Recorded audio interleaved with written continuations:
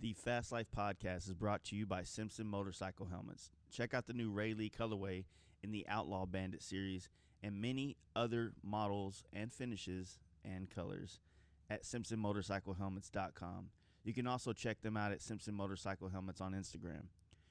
You can also, again, catch the Simpson team at AIM Expo, which is the SEMA of the motorcycle world in Columbus, Ohio, September 26th through the 29th, which is open to the public. Another one of our awesome sponsors is Lexan Moto. They build premium Bluetooth audio devices for riders at a realistic price point without sacrificing quality.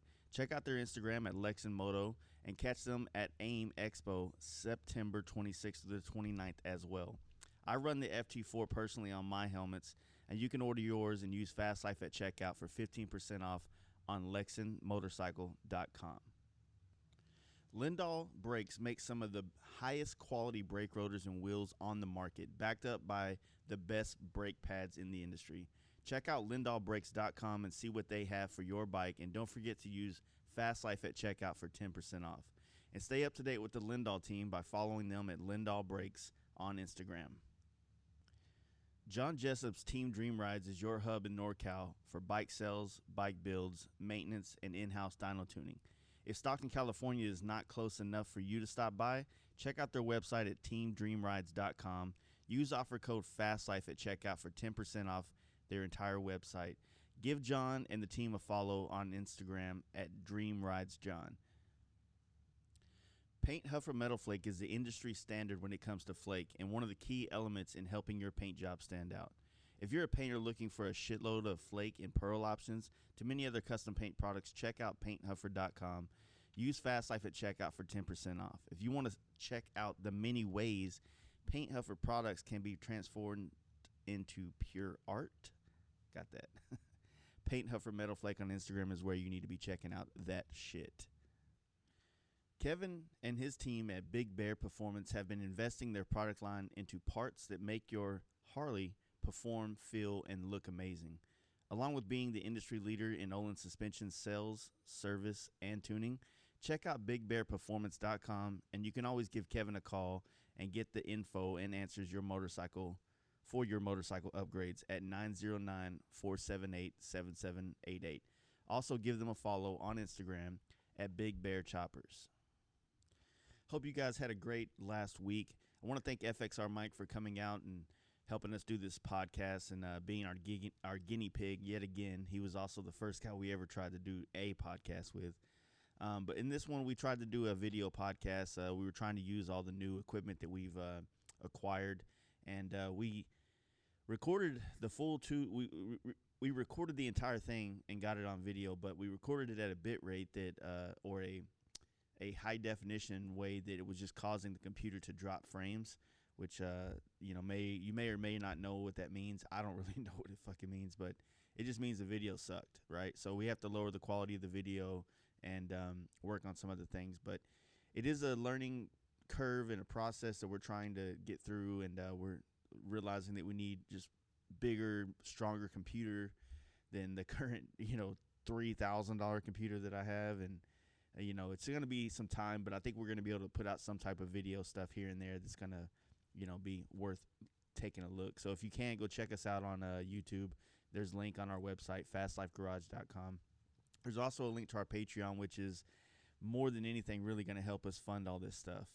And while we're also sitting here talking about it, I really want to give a shout out to Aaron Coit. I think we might have talked about him on this podcast a little bit. He goes by Midwest Grinder on Instagram. He's been our highest donor on Patreon for the last 10 months. And last week we were just talking on the phone, and he just sent $500 to us, and it was basically to help us travel. So what we did with that money is we booked a flight to Phoenix. So we're going to be in Phoenix the later end of September, and as of now we've already got booked 8 guests, including Dirty Bird Customs, Concepts, I think, FXR Division, Ramjet. Obviously, we'll have Paint Huffer on since he's our boy and he's there.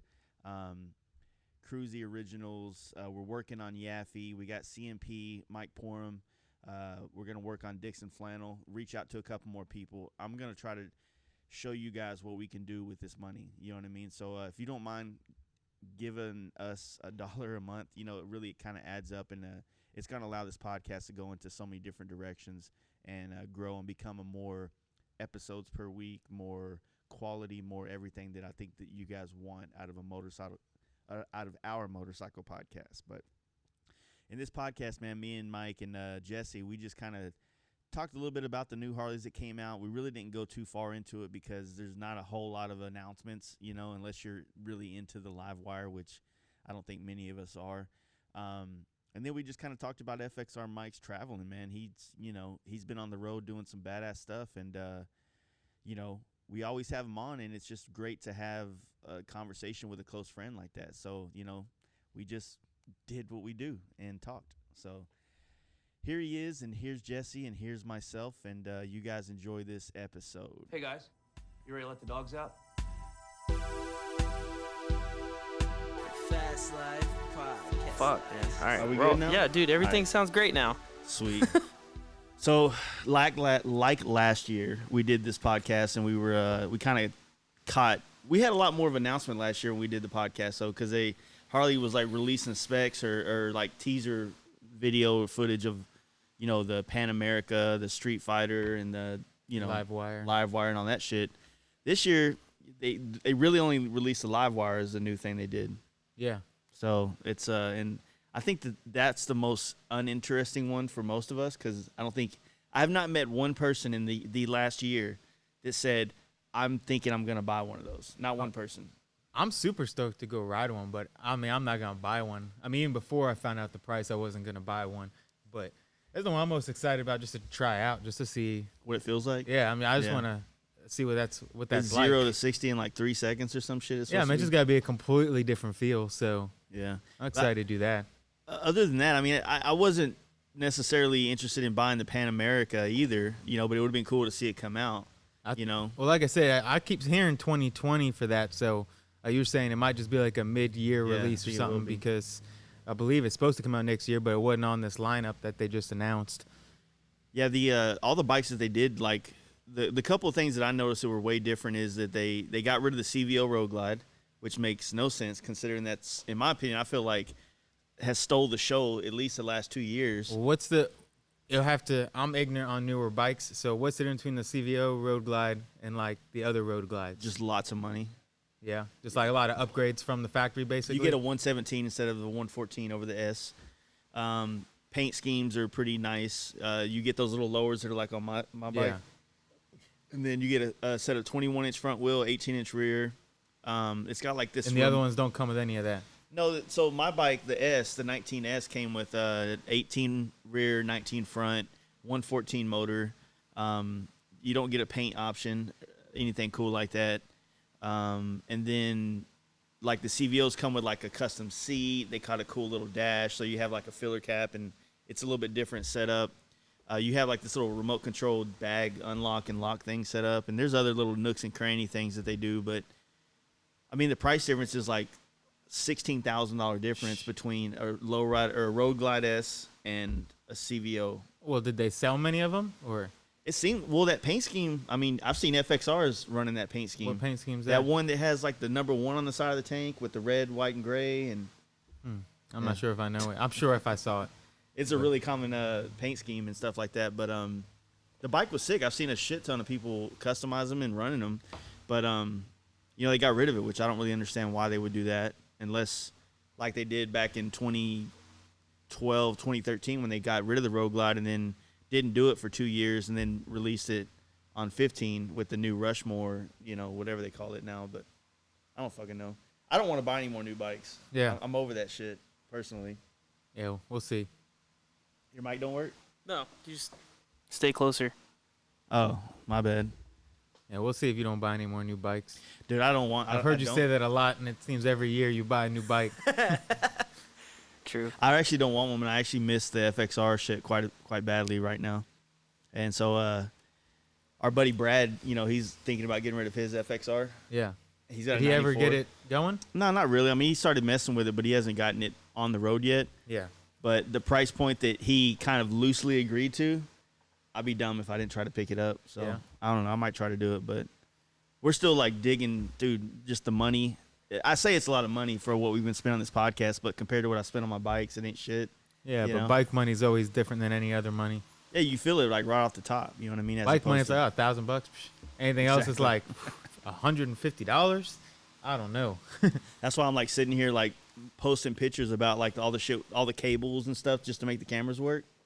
For just 2 cameras with the cables, the Blackmagic converter boxes and stuff, it ended up being like $550 for just to set a camera to the computer and transfer the video. Yeah. And then the program was about $450, and then this new thing right here was about $600. No, it was like $600. $600, and then we still need another setup for another camera, so we have 3 camera angles. We're probably gonna have to end up getting a better computer that can handle more shit, I guess, because like we're already at 97% of our CPU being used. Yeah. And that's only 2 fucking cameras. Wow. So. Yeah. It'll Why do come you in think it's time. doing it that much? That's crazy. I have no idea, to be totally honest. It's fucking. It's using it though. That's for fucking sure. So at least Yeah. they're not What else? crashing. What else came out this year, or what else changed? Okay, so they got the Lowrider S is probably the one that we've been seeing most of on the Yeah. feeds. You know what I'm saying? And that's pretty cool what they did. They put a dual disc inverted front end. They de-raked it to I think 28 degrees. Yeah, it's 28. 114 in it, which I tell everybody that asks me, man, like that 114 to 107 114, it's not worth the money. You know, you're looking at literally a 2 horsepower, like 2 horsepower difference between a 107 and a 114 from factory, right? Yeah. So like 107 is like 85 horsepower and 114 is like 86, 87. yeah. It's not worth an extra couple of $1,000 in my opinion. But to be honest with you, I was more excited about the new quarter fairing that they came out. I thought that looked pretty cool. I think Yeah. it does too. It I kinda got to has see it that- in person first. Yeah. But I like that first picture. It looked like on the picture that it doesn't have a cover over the headlight like That the part's regular kinda quarter weird. fairing, Yeah. which I won't like as much if it doesn't. But I couldn't really. Does tell it from not the just look picture. like a Connolly's fucking T-Sport, but with like No. a shorter windscreen? No. I couldn't tell. I don't think so. It is kind of a Fuck weird me, kind of right? bowed out wider, almost like it's like Gotta see it a in person, quarter really. fairing and a T-Sport fairing kind of fucked a little bit, Yeah. just a little bit. That's what I'm saying. It looks like it Yeah. has T-Sport influences in it. Yeah, Yeah, we'll see. I We'll don't see know. when we all. I'm sure we'll see them all over the place within a couple they'll, months. they'll be on FXRs for sure. I'd fucking run one on my Dyna. Yeah, They'll be all over within a couple months. I think it's cool. And the price point's not too bad. I think the lowriders came in at like 18 grand. That's not bad. I mean, that's kind of like 1,000 or so more than what it came with the Dyna model. So it ain't too bad, but realistically, it's still a hard sell. I still think the Sport Glide's one of the best. It's weird. I think a lowrider's the best softail buy, just because you get mid controls, you get a narrow front end, you get a full fender, you get a dash on your tank, you get a full tank on there. And then if you want, you can add the Sport Glide bags to it for like $2 grand, and then bam, you have a ready to hit the road bike. Or you get the Sport Glide for $18,600, and you got forward controls, and they go from forwards to mids on those bikes is just kind of out of the price range. Well, you said they're not doing the Sport Glide this year, right? Exactly. So if going off of the fact that they don't have it on their list of bikes, like if you go to the Harley Davidson Yeah. website, it's not listed as a 2020 model. You know what I mean? So it does kind of bring up the question: is the Sport Glide now got the same fate as the T Sport? You know, the 2-year run kind of deal. Yeah, yeah. So I don't know. I don't know. But no, I mean, I feel like the new whatever, the lowrider S seems like it's gonna pick up pretty big. I think Yeah. people are gonna dig it. I know it seems to be getting mixed results, but at least from what I've been seeing, but it's just a lot of people still hating on the new Softails. But hell, I remember when the last Dyna S came out. When that first came out, everyone hated that. They were all talking about, oh, Harley makes a performance bike, the shocks suck. You know, there's no good suspension on it. It's got a shitty exhaust, just like they all do. And Yeah. everyone was bitching about it nonstop. And now, it's only been like 3 years, and all of a sudden, people are like, it's the best Dyna Harley ever made. So, I mean, everyone's just going to complain about the new stuff. Well, I think all the But- shit you're going to see on the internet, for sure, like especially looking at the social media stuff, it's always going to be like that. Just a shit show of like, it's almost like the place just to make fun of stuff. You know, Yeah. it's like a comedy venue, right? It's like you could post about how seriously and happy you are about the new bike, but that sounds really gay to do. So it's like it makes more sense to make fun of everything that Harley does, right? Maybe. I don't know, man. I just think that I think it's cool that they kind of are doing something. I thought it was more cool. What I've been liking is the fact that they've been working on like factory accessories to add to your bikes. I thought that was a good thing to do because that's one thing that we all do when we get these bikes is we add shit to them to make them personalized. And until, you know, like with the Road Glide, when they came out with the lower fairings, like that changed the look of that bike to me and made me like fall in love with it again, and I wanted one. Yeah. And so the same thing with this quarter fairing that's coming out, it kind of gives me this like I dig it. Like I would like to see what it looks like on the actual bike, you know, running down the road, you know what I mean? So them making some kind of parts like that is kind of more exciting to me than the bikes that they're putting out right now. I agree. It's always cool when they add accessory parts because, I mean, they're always good at making stuff. I mean, where's the FXR fairings, the T-Sport fairings? Yeah. I mean, the quarter fairing's pretty timeless at this point. Yeah, it goes right on anything. So if the new quarter fairings work out just as good, I mean, it's just cool when they do. I mean, because I feel like their designs are always just better than aftermarket. The aftermarkets will come out with how many different styles of quarter fairings, and they just never look as good as a Harley quarter fairing unless it's a direct knockoff. But I mean, all the ones that they just change little things. But I think Harley's just good at nailing it. I know a lot of people like to bag on Harley, but I mean, everybody likes all OG Harley stuff. I mean, they always that's what do. you want. I really wonder if they aren't making the Sport Glide anymore. I wonder if the bags are going to be available. Is that going to be an option to buy? Point. Yeah. You know, like I said, as soon as those came out and everyone's hating them, I was like, man, if they don't have a long run, those things are going to be worth good money one day. If they only do 2-3 years of it, and there's so few of those fairings and bags running around, another 10 years, they're going to be worth good money. Wouldn't you say that like the Sport Glide has kind of like been the bike to customize? Like when you look at all the dealerships and the different people across the country that's been building these bikes, it seems like they've been going with the Sport Glide as the platform. No, you know better than me. I don't. Yeah, you won't. I don't really follow too much. Well, you of got that. Pop's Garage, you got CHD, you got all the. I see they're all doing the dealerships. soft tails, but I didn't know which. I couldn't have told you which. Yeah, model. so it seems like the two bikes that they're picking is the Fat Bob, which is a pretty dope bike, and then the Sport Glide. And what I've seen people do with the Fat Bob and the Sport Glide that I think is sick as fuck is that they have that wider front end, so you can put like a bagger rim on there, right? Yeah. So you get that 19-inch, I think they're called turbine wheels on mine, and it's got an 18-inch rear. Those will bolt up to the fucking Sport Glide. I don't know if they bolt up, but they'll fit, right? And you can make it work.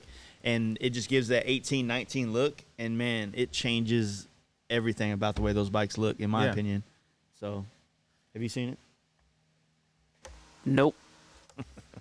Well, you know, I think people just got to accept change, and it's always good to see some new things, some progress, new ideas out there. And it's cool. I like how everyone is doing all those builds with newer bikes and stuff and embracing the soft tail because it's just, it's the way it's going, and might as well. And I mean, there's definitely a lot of influence from the old style of how people were doing Dynas, but at the same time, it pushes people to try different things, you know, and you can only just do the same bike so many times, you know, when you're doing the same thing. I mean, even with FXRs or anything, you only set up a bike the same way so many times before you got to start trying to do some new stuff and get creative. And I feel like the industry as a whole has kind of been in a little bit of a slump, just doing the same. Everyone's building real similar bikes and stuff. And so if it pushes people to try and get a little more creative, I'm all for it. For sure. So, I mean, like bringing in new bikes and new models. That's why it's somewhat exciting to see the FTR, the Indian coming into the play now, finally being released. And if they actually get to this point where they're releasing these newer motors, newer platform motors with the Harleys, you know what I'm saying? Yeah. So when they start doing that, I think it's gonna again kind of like light a fire under the industry to see where they can take these platforms or whatever. So I think it'd be cool. But I don't know, man. Like the what was I gonna say about the new bikes? Yeah, like I said, I don't really know of too many people that has been super interested in purchasing one of the live wires. But I don't think also the live wire's probably not marketed to our scene or demographic, whatever you want to call it. I mean, I think I couldn't tell you exactly who, but I mean, you probably don't know anyone who'd buy an electric car either, and those things sell. So, but I mean, nobody I know is in the market for an electric car. So, I don't know. I think it's definitely not here in Texas. Everything's too spread out. Yeah, I mean, well, who knows? Yeah, I mean, there's that, and just it's not people like us aren't going to. I mean, I don't think so. It's not So really. we'll see how it does. I mean, I feel like they wouldn't have gone through with all that work if they didn't feel there was some kind of demand for it. Yeah. Wonder what. You have any take on this, Jesse? Or you been paying attention? No, I've been playing with buttons and knobs and shit, you know? Just back here making sure everything's not crashing. Is it like doing okay? It's staying at 97% CPU usage, but it hasn't crashed. It's dropping a few frames, but it's something that won't be okay.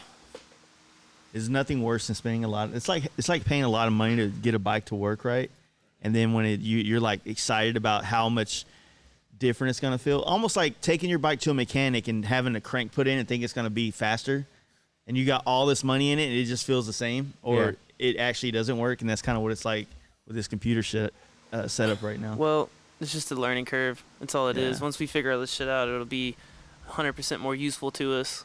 So We tried to figure it out. we're getting there. Getting there. But What, like a year ago, you didn't even know how to record a podcast. So, you know. Well, thanks to me, he knew that now. Now, I've been kind of pioneering, trying to figure this shit out. And then, you know, here we are. But it's definitely a step up. So anything else new or? honestly, man, I think that they're probably going to release some of those other bikes. Probably release some of those other bikes once, like mid-year releases type things. I think right now they're really trying to put their efforts into the Livewire to try to help push it or promote it or something. Yeah. And the other thing that kind of came up in another conversation I had is like, you know, the Lowrider S on the Dyna platform seemed like it retained a lot of value, right? Yeah. Like it was like a bike that didn't lose its value. So, you know, if you wanted to get one, you were still paying like $500 or $600 less than retail or more, depending on if they have now, some, that's what they seem to be going for. So, but that was also with like a bike that had 2 years of running, and then the platform was over, right? Yeah. And we know that the Softail is going to be around for at least 12 to 15 more years, I would think, or maybe 12 years, whatever. So if they're going to have a Lowrider S in the mix for the entire time, I don't know if it's going to make the bike very valuable in the long run. You know what I mean? You know, I think it's hard to say, yeah. Like a DX model is still they still bring a pretty good price tag for, you know, the second gen Dynas. You know what I mean? Yeah. And so then you really didn't have shit like from like 06 till they came out the Lowrider S. You just had the Lowrider, the Fat Bob, and, you know, things like that. It wasn't really a popular platform in that time until the Lowrider S came back out. I don't know. It was kind of weird just, you know, trying to figure out like the thought process behind it. Like I probably would have waited a couple more years. They probably saw that. I mean, my guess is that they saw how well the Lowrider S was holding its value, and clearly people liked it. Yeah. So, I mean, it probably seemed to them like a proven formula. So let's just do it again with a Softail. And people complain about different things on it. Like, I mean, just like they did Lowrider S, like it doesn't have good enough this or that, but it never will. Harley's never going to be as good as the aftermarket. Getting a fucking phone call ruining our podcast. This is sad.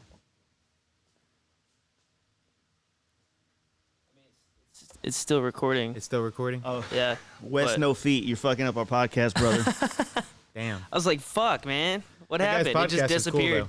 Yeah, that dude was cool, man. Like Yeah. I was You need like, to un-Bluetooth your shit to the computer somehow. they're just mated to each other. Put it on airplane mode. Ooh, there you go. Oh, fucking Mike. Wow. But I He wonder- knows how to go ghost. So when are you gonna be? How much longer are you gonna be off of work, man? I'll go back like last day of September or like first day of October, whatever. Okay. That Monday right there. How do you transition from being off work for that I long? haven't done it yet. I have no idea. I'm not looking forward to it. I know that. Yeah, I got a drink in there if you want to grab it. Yeah, no, I don't know.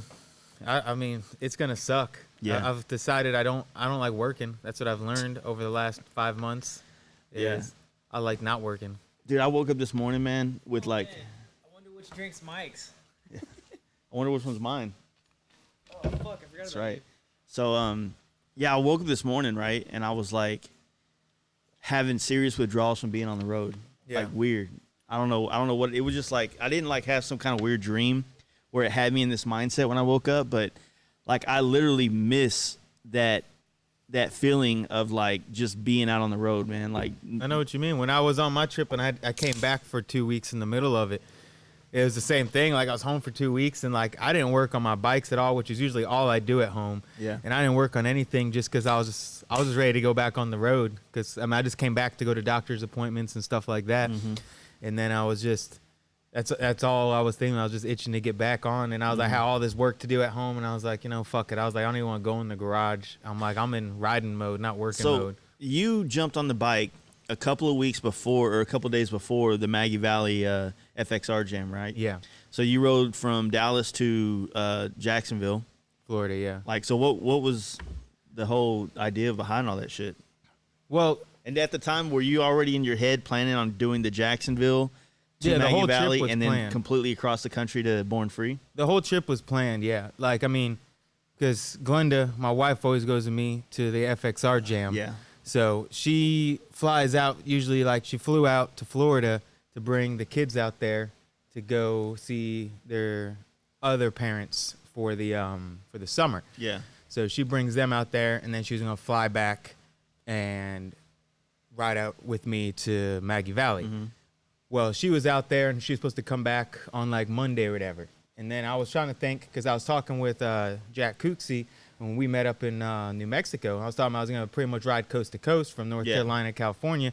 He's like, well, it's not coast to coast unless you go from one coast to the other, like from the beach to another beach. Yeah. And I was like, okay, well, I guess I'll just hop over to the beach in North Carolina. And then I got to thinking, I was like, well, Glenda's going to already be in Jacksonville, which is the beach. Yeah. So I was just like, why don't I just ride there instead? She gets a few more days in Florida. I'll go pick her up there, hit the coast over there, and then ride up to Maggie Valley. How's the ride up from there? Is it pretty nice going through like Georgia and shit or what? Yeah, I mean, it was just on 95. We just blasted up. So, I mean, it was like the last hour or two, when you get into the Smokies. But most of it, like through Georgia and like South Carolina, it's mostly just 95. Yeah, yeah. So But- Maggie Valley was back in Maggie Valley this year. We always call it's the FXR Jam, but I think being there's around no you- even official name, but yeah. yeah. We call it Maggie Valley, the FXR Jam, whatever you want to call it. Yeah, so it's back there, and it seemed like everybody, all the regulars came out, right? Yeah, for Danny the most D part. came out too. Yeah, he came down from where? Where's he at? Like Detroit? Yeah, Area, Detroit area. Michigan? Yeah, Yeah, no, all the regulars came out. I mean, that was the most we've ever had. I forget the number off the top of my head. It was something like 85 or Dude, 86 people. the fucking the RPs that were out there was ridiculous. That was pretty crazy, yeah. Yeah, There that was shit like was dope. 13, 14 of them. That was kind of crazy. That was a dope ass picture y'all took right there too. It was really good. Yeah, that worked out pretty cool. I forget whose idea that was. I think that was Wade Bartlett's idea. But yeah, that was cool because there's just so many of them. Yeah, yeah. And it's weird because then you go to the West Coast Jam and we were talking about it, and there was like mine was there, and then there was like one or two other ones there, and that was it. And it's just weird how there's so many on the East Coast one, and almost just as many bikes on the West Coast one, but no RPs. And So it's just weird. So when you left there, did you just drive, rode home, dropped off Glenda, and then just continued on? Yeah, I rode on. I rode back with Dusty from Maggie Valley, and then we got back to Fort Worth at night. So we got back at like 1 a.m. So I slept. I woke up. I did an oil change. Since I was home, it's the easiest place to do it. And then my chain had stretched bad, so I swapped out my chain, and then I just left and went and kept on going. Yeah. So I would almost argue that doesn't count. yeah, That's close to count. that's what somebody was telling me. I think it was Dusty or someone or Nick or something, and Yeah. I was just like, Psh. I'm like, it's no different than if I stopped at a hotel or something. I'm like, Yeah. I was literally home for like less than 12 hours. So, Okay. I mean, it was just I crashed, I did some maintenance, and I left. It's not like I hung out at all. So, Yeah. but if not, I really don't give a fuck anyway. So, That's it right there. So which way you ended up just taking 40 all the way out, or did you take 10? Just 40 yeah, I took 40 all the way. So, straight highway. yeah. Well, I mean, I hopped off on Route 66 a couple times just because. Did you go any of the cool parts of that? Because I've been wanting to do it. I just never. I have. went through Tucumcari. Is that what it's called? Oh, okay. So in that's New that's just Mexico? like right when you get in New Mexico, like around Santa Rosa and one of those. It's early into New Mexico, like Yeah. maybe 50 miles in or something. I want to do that part after Flagstaff that you cut way up, and it kind of like, so you pass Flagstaff. I can't remember the town it is, but then you cut up towards the Grand Canyon a little bit, and then you come into Kingsman. You know, and it's a little way. It's out of the way, is 100%. You know, but that I heard that was one of the nicest scenic areas. Yeah, I mean, I was gonna hit the Grand Canyon on the way, so probably would have gone about that. I was taking some advice from people, like people were just like, "Hey, make sure you see this, that," and I couldn't see everything. But then my ignition went out on me near Albuquerque, so I lost half a day to that, and that was pretty much my half a day to go to detour to the Grand Canyon. So pretty didn't miss bummed about nothing. missing that. I don't know. Everyone says the Grand Canyon's pretty cool, I so don't know what the fuck they're talking about. No, dude, I tell everyone, man. I guess the whole world's wrong. Grand Yeah, Canyon Always, sucks. dude. Yeah. Classic Jace. There's nothing special about it anymore, man. Like you literally, like the only thing special about it is like the ultimate people watching spot, because everybody from the world is there, Yeah. right? And they're all in buses, and it's just like this farmed experience. It's not. It is the place cool? I'm sure it is, but from where you get to see it from, it doesn't feel like nature at all. It feels like a goddamn, like being at the zoo. Like Yeah. you I went mean- to a museum or something. Kind of like maybe Yeah. when you go camping and there's like you're surrounded by RVs with generators running, and it's like this doesn't really feel like camping. Yeah, I would imagine same thing. Yeah. Yeah. But yeah, I mean, not, and you can actually hit Monument Valley a lot like easier than in my. It's more. See, I'm out of already the way. worn out on Monument Valley. Just and I've by never hearing even about been. it. Yeah, exactly. Well, the shit's epic, man. There's people there too, but it's like you have to earn Monument Valley because it's in between nothing really. Yeah. You know what I mean? So you to go there, you literally have to go out of your way, especially if you're going east and west. Did you not hit record on one of those? You good? Hit the record on. My shit's working. God, this is a shit show, man. Yeah, it'll get better. But yeah, Yeah. so you guys went up that way, right? Up through Monument Valley, and then Yeah, well, we came back through Monument Valley on our trip, so we actually didn't catch it on this one around. And what's it doing? oh man, Yeah, so this is so embarrassing. We can edit this shit out on an actual audio, but video we don't have that ability. fuck it. Dude, you don't even But- need to edit it, bro. It's fine. Yeah, but anyway, you have to go out of the way to hit it. So like Where is Monument Valley? it's on the border of Arizona and Utah. Like maybe like a little bit ways from the Four Corners area. But because of the vast openness that's around there, there's not a quick hit of it. Like you can't like just veer up to it and veer back down. You have to kind of zigzag to it and whatnot. And this year we rode on the north side of the Grand Canyon, way better. Yeah. Way better. And you kind of ride around Mount Zion and go through this big ass lake. I forgot the name of it. That feeds the Colorado, which goes through Grand Canyon. But when we went on the Grand Canyon, man, you pay to get in. It's like a lot. It's like $40-something or some shit, and you can go in and then you can like take it back like an L-shaped road that goes in and takes you back to 40. But there's a couple spots you can look at, man, and it's bad. It's cool as fuck, man. But realistically, if you just like around that border of Arizona and Utah, that's what it all looks like everywhere. When you go to California, do you normally take 40 or do you normally take 10? I try to avoid 10 at all costs unless I'm driving. If I'm driving, then that's the fastest way to get there, so I just hit it. 40 has always been like put like this, I don't like taking the same route to and from, Yeah. right? So fortunately, being in Dallas, we are kind of in the middle of 10 and 40, right? Yeah. So we can kind of go 40 there and 10 back, or 10 there and 40 back, just depending on where we're going. But, with my wife having family in LA, if we were going to NorCal first, we would take 40, go to NorCal, come down to LA, and then take 10 home. But if we were just doing LA, then we would go 10 there and then come home Yeah. at 40. So, 40s, man, it's a lot of nothing on 40. yeah. Tell you what. Like once you get out of New Mexico, Yeah. Arizona, Yeah. and I don't know if it's always so windy, but that shit was crazy windy when I New went Mexico's through. windy as fuck, dude. Well, Arizona was probably worse than New Mexico. I mean, New Mexico was bad, but Arizona might have been What part of worse. Arizona? Just the 40. whole fucking thing? 40. up until you get to Flagstaff. Flagstaff, there's just nothing. There's It's just flat, so that wind's coming. there's just desert and a random Flagstaff's dinosaur. on top of a mountain-ish thing, right? Yeah. Okay. It's nice when it gets to Flagstaff. I wouldn't stop in Flagstaff because I was just waiting to get to Flagstaff. And I was like, oh, yeah, go Flagstaff because it's nice.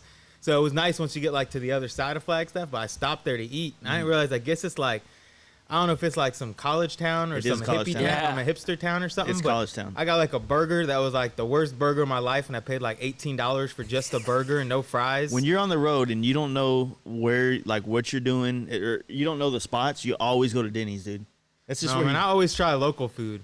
But that's why you're fucking up. Yeah, 'cause- I don't think we've ever had any local things. I think every time we go through Flagstaff, it's like Chili's or Denny's Yeah, or something. I always like that. grab local stuff, but I won't be stopping in Flagstaff because everything was so expensive there. Yeah. So I was like, Well, it's well, also- I'll yeah, get a fucking yeah. burger. I'm like, expensive burgers are sometimes awesome, but it was like, I don't know, it was some funky, it was like lean meat or something like that, and a burger was like not Oh, If it was a organic. fucking lean. bison Yeah. burger or some shit, it'd probably be good. But I like Flagstaff. It's pretty cool. Well, that was my only experience on it, and I learned I don't like it. So spending the money there is not great, but yeah, once you're like when you're going west though, like you hit Flagstaff, it's kind of like deserty on one side, and then on the other Then it side gets you got nice, yeah. it's like trees and kind of has like a foresty feel kind of, and then once you get kind of back down off the mountain, then it's back to desert and shit like that. yeah, But a bunch of bullshit. I until really- you get to LA.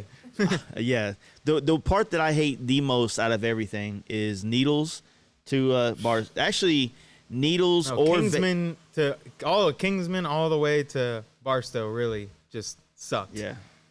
because I mean, It's bad. Kingsman to Needles is not fun either. Yeah, it's not bad. It sucks that you're like, The shit was dark out and over 100 degrees. So yeah. It's that's ridiculous pretty out shitty. there. Yeah. Anytime the sun's down and it's still over 100, I consider it a pretty shitty part of the country. Just think if you wouldn't. Just think if the sun wasn't done, how hot it was. I know. Well, that's what I was trying to plan. I was like, cool. It'll be kind of cool when I get there. No. I don't like, man. I really don't like riding at night. Period, man. Unless it's like when I'm leaving. You know what I mean? Because like if you leave super early in the morning, then you kind of can use that excitement that's in you to kind of keep you awake to go through that 3 to 7 p.m. or 7 a.m. thing, and then from leaving Dallas, like 3 hours in any direction, we've all seen that shit so much that it's just like I just want to get past it, right? And then after you're about 3 hours away, then you're kind of in a spot now where you're like, fuck, man, like I don't see this every day. This is cool. Like, so once you get to Amarillo or some shit, or just before it, then Yeah. you're starting to see things that aren't necessarily every fucking day around you. You know what I mean? So Yeah. Well, I learned that one from you. I do that now usually. If it works out that way, try and leave at like 3, 4 in the morning. Get, like you said, get to. it's always easier. Somewhere. It's always easier if you're going east to west. It's harder when you're going east. yeah. I mean, you're kind of losing hours, so it kind of goes against you, but it does help still. Yeah. You know what I mean? So so what'd you think about Born Free for your experience though? It was cool, man. I mean, I just wasn't used to how short it was. We were there for. Like, I mean, it's not like an all-day event, you know? Yeah. Because I mean, like, it shuts down at like 5 or 6 o'clock or something, and didn't open till like 11. Yeah. So I was expecting like a giddy up type of thing, you know, or like, you know, any show that I've been to out here or somewhere else where it's like you're just there all day, and all of a sudden they're like, yeah, man, it's getting ready to close, and so I'm like, holy shit, like I hadn't even walked the whole area yet, you know, I had just Yeah. kind of walked the parking lot and checked out like the first area when you walk in, and that was it, and it wasn't enough to take in one day. I mean, it might have been better if I went both days, but I didn't go Sunday, Yeah. so, but it They wasn't enough time for me to take it all in, and I mean between that and then there's so many people like I had met for the first time out there, Yeah. so like I'm sitting there talking with people and stuff, and then like just realizing like I don't have much time to like talk to people Yeah. and check out bikes, and then like I was going to Northern California after that, so I'm like some of my friends in Northern California, I'm like, whoa, man, I can't really talk to you right now. I'll talk to you when we get up there, because I'm like I've got like 5 hours right now, and that's Yeah. not much time. You need to see all the LA people and the other people. Yeah, I gotta from see other- everyone down here and see all the bikes here, and then we can talk when I'm up in Northern California with nothing to do. Yeah. You know. Yeah. They don't really even have they don't do like camping and shit afterwards, do they? I heard there is like a campground there or something, but I mean I was just kind of tagging along with other people because I didn't really have. Because I was with you, like I assumed it would be like Somebody giddy up told where me there you is a go there campground. and then you go and you camp and you party. I believe there is a campground. I stayed at somebody's Airbnb I'm not even sure whose it was. Tyler Excellent HD on Yeah. Instagram. He's the one who invited me and Nick to stay there, but I don't think Yeah. it was his either. So I don't know whose it was. But we just had a bunch of people there, a bunch of good guys, and they let us crash at their Airbnb. So Yeah. we stayed there both nights, and That's the best way to go is to get some guys together and do an Airbnb. I mean, yeah, there was like 6 or 7. If you of even us like, packed if you're there. in the area and you just search campgrounds, like it's not like it is out here. I mean, Yeah. I know there's campgrounds. They have a lot more. They got a lot of cool areas, but it's just a little bit different in my opinion. I couldn't find a campground the year that we went out there on the FXR. You Yeah. know, and this time, since we had such a big group, we just did an Airbnb in Venice. But we knew that we were going to do other shit in LA while we were there. Yeah. So we didn't want to be on the, because Born Free is on the very opposite end of all the shit that you want to go to LA for. Yeah. You know what I mean? Yeah, see, I didn't see a lot of the stuff out there. Did you do any like PCH or? No, I was going to do that leaving from San Francisco when I was going north. I didn't do any of it down there. I mean, when I first got to LA, I went to Beaver's place. I don't even know Beef Spot. No, I don't know. Yeah, he's out there. I think like Venice Beach area. He's like right there by the beach. So I went there. And that's where we were. So. And so, yeah, that's where I stopped first and just hung out with him. And then met up with another buddy, Royster. He's got taco stand and stuff. So got tacos with him. And then went over to Cook's Corner for that whole deal. Yeah, how was the Which Cook's Corner thing? I didn't anticipate. Like when I first got there, I was like, all right, let me see how far away it is. It's an hour away. I was like, okay, cool. So I'll leave at this time. And then like 2 hours later, I'm getting ready to leave, and I check how far away is it. Now it's 2.5 hours away because traffic hit. And how yeah. good did you get at the lane splitting? Oh man, that was crazy when you first, like, as soon as I got to LA and hit some traffic, right? Because coming in, there's no traffic all the way till you get there, just nothing. Then I get to LA and I'm like, all right, like I go to lane split because I lane split every day out here too. But I go to lane split and just cars are getting out my way, and I'm like, man, this is like fucking amazing. Like this is like magical. Pardon the And seas it's right now, it's so bro. much fun. So then I was just lane splitting the whole way there, and then like you get to lights and you just go to the front, which like I said, I do hear, but filtering, people yeah. get so pissed off. Yeah. And it was so weird to see people like kind of just inch over. It'll give you some room. It was a magical experience. I don't know why they don't do that. I've always argued like it doesn't need to be legal. They don't care here. I've split past plenty of cops. I've always been like it doesn't matter if they make it legal out here or not. But then once seeing how just the cars react, then I'm like, yeah, they do need to make it legal, because then I get back here and I'm like, you just see like people see in their mirror and they try and like cheat and close off the gap for you. Yeah. And that was just great. But then like, so I was just going there, splitting lanes, having fun. Mm-hmm. And then I was going to Cook's Corner and I'm like, all right, let's see how fast I can get. It says 2.5. Let's see how much I can knock it down, Yeah. So I'm like, man, I'm just fucking getting it, right? Just splitting through traffic and everything, just having a blast. And then like, you look behind you and there's like a guy like just waiting for you to move. And I'm like, so like, I'm like, they'd be like, especially the adventure bikes, they're just like trying to haul ass. So I go and like flies by me. I'm like, that dude's getting it, I'm like, I thought I was getting it, but he's really getting it. And then like, I'm like, okay, this dude's he's just out there, right? Yeah. And then like the whole way there, I'm like, every bike that comes up, I'm like, there's just guys on like, I don't know, like a Honda Shadow just fucking flying by me, Yeah. like one hand on the bars. And I'm like, okay, no, I'm not getting it. I thought I was getting it. I'm like, I'm going way faster than traffic, but I'm not doing 80 through like cars doing 20. Yeah. And you Exactly. see these guys going through, and there's like an inch on either side of their bars, and they just got one hand on the bar, just like cruising like it's nothing. And I'm like, Yeah. okay, I'm Nah, not. I guess I suck not at this. I happening. thought I was good, but clearly I suck. When I would do it the same way, man, like I would think I was doing a good job at it, and then I would get to a point You just where check that mirror, and you're like, fuck. fuck, man, there's like 6 bikes on me. I'm traffic now. You know what I mean? It's funny because like I could have sworn I was just getting it. I mean, I got there in like an hour and 20 minutes, so I knocked off right about half the time Yeah. it said. So I couldn't have been doing that bad, but I wasn't doing nearly as Yeah, good as yeah. people who live there. But I could see how if you live there, how it could get so much fun to practice that though and get really good at it.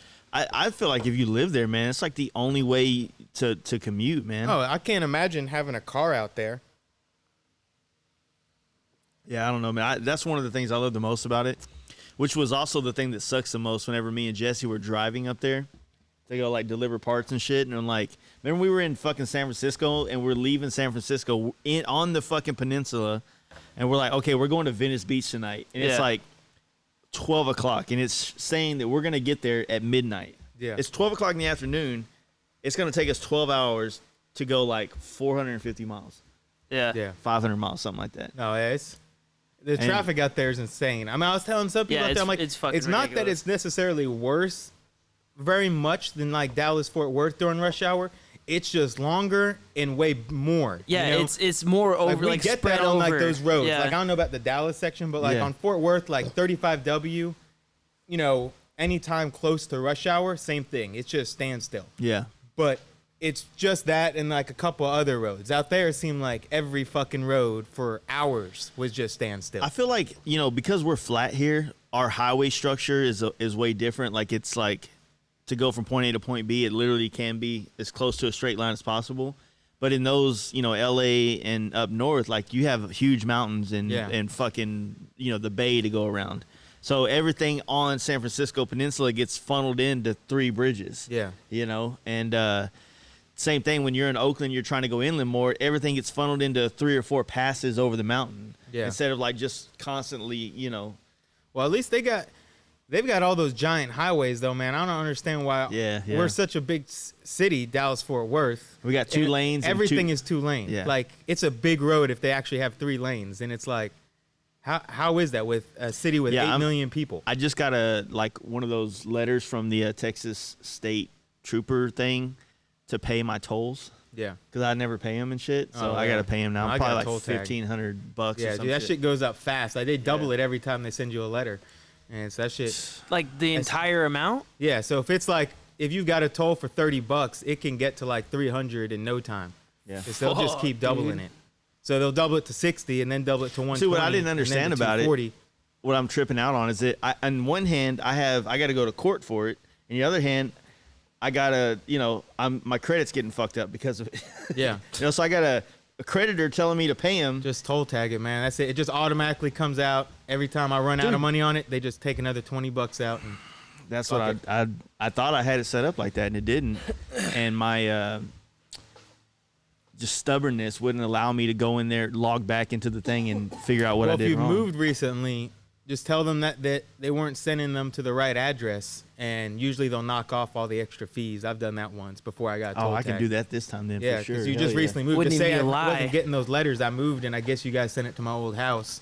And Hell yeah. I mean, you'll still pay the initial, but it usually I'll knocks pay- off a few $100.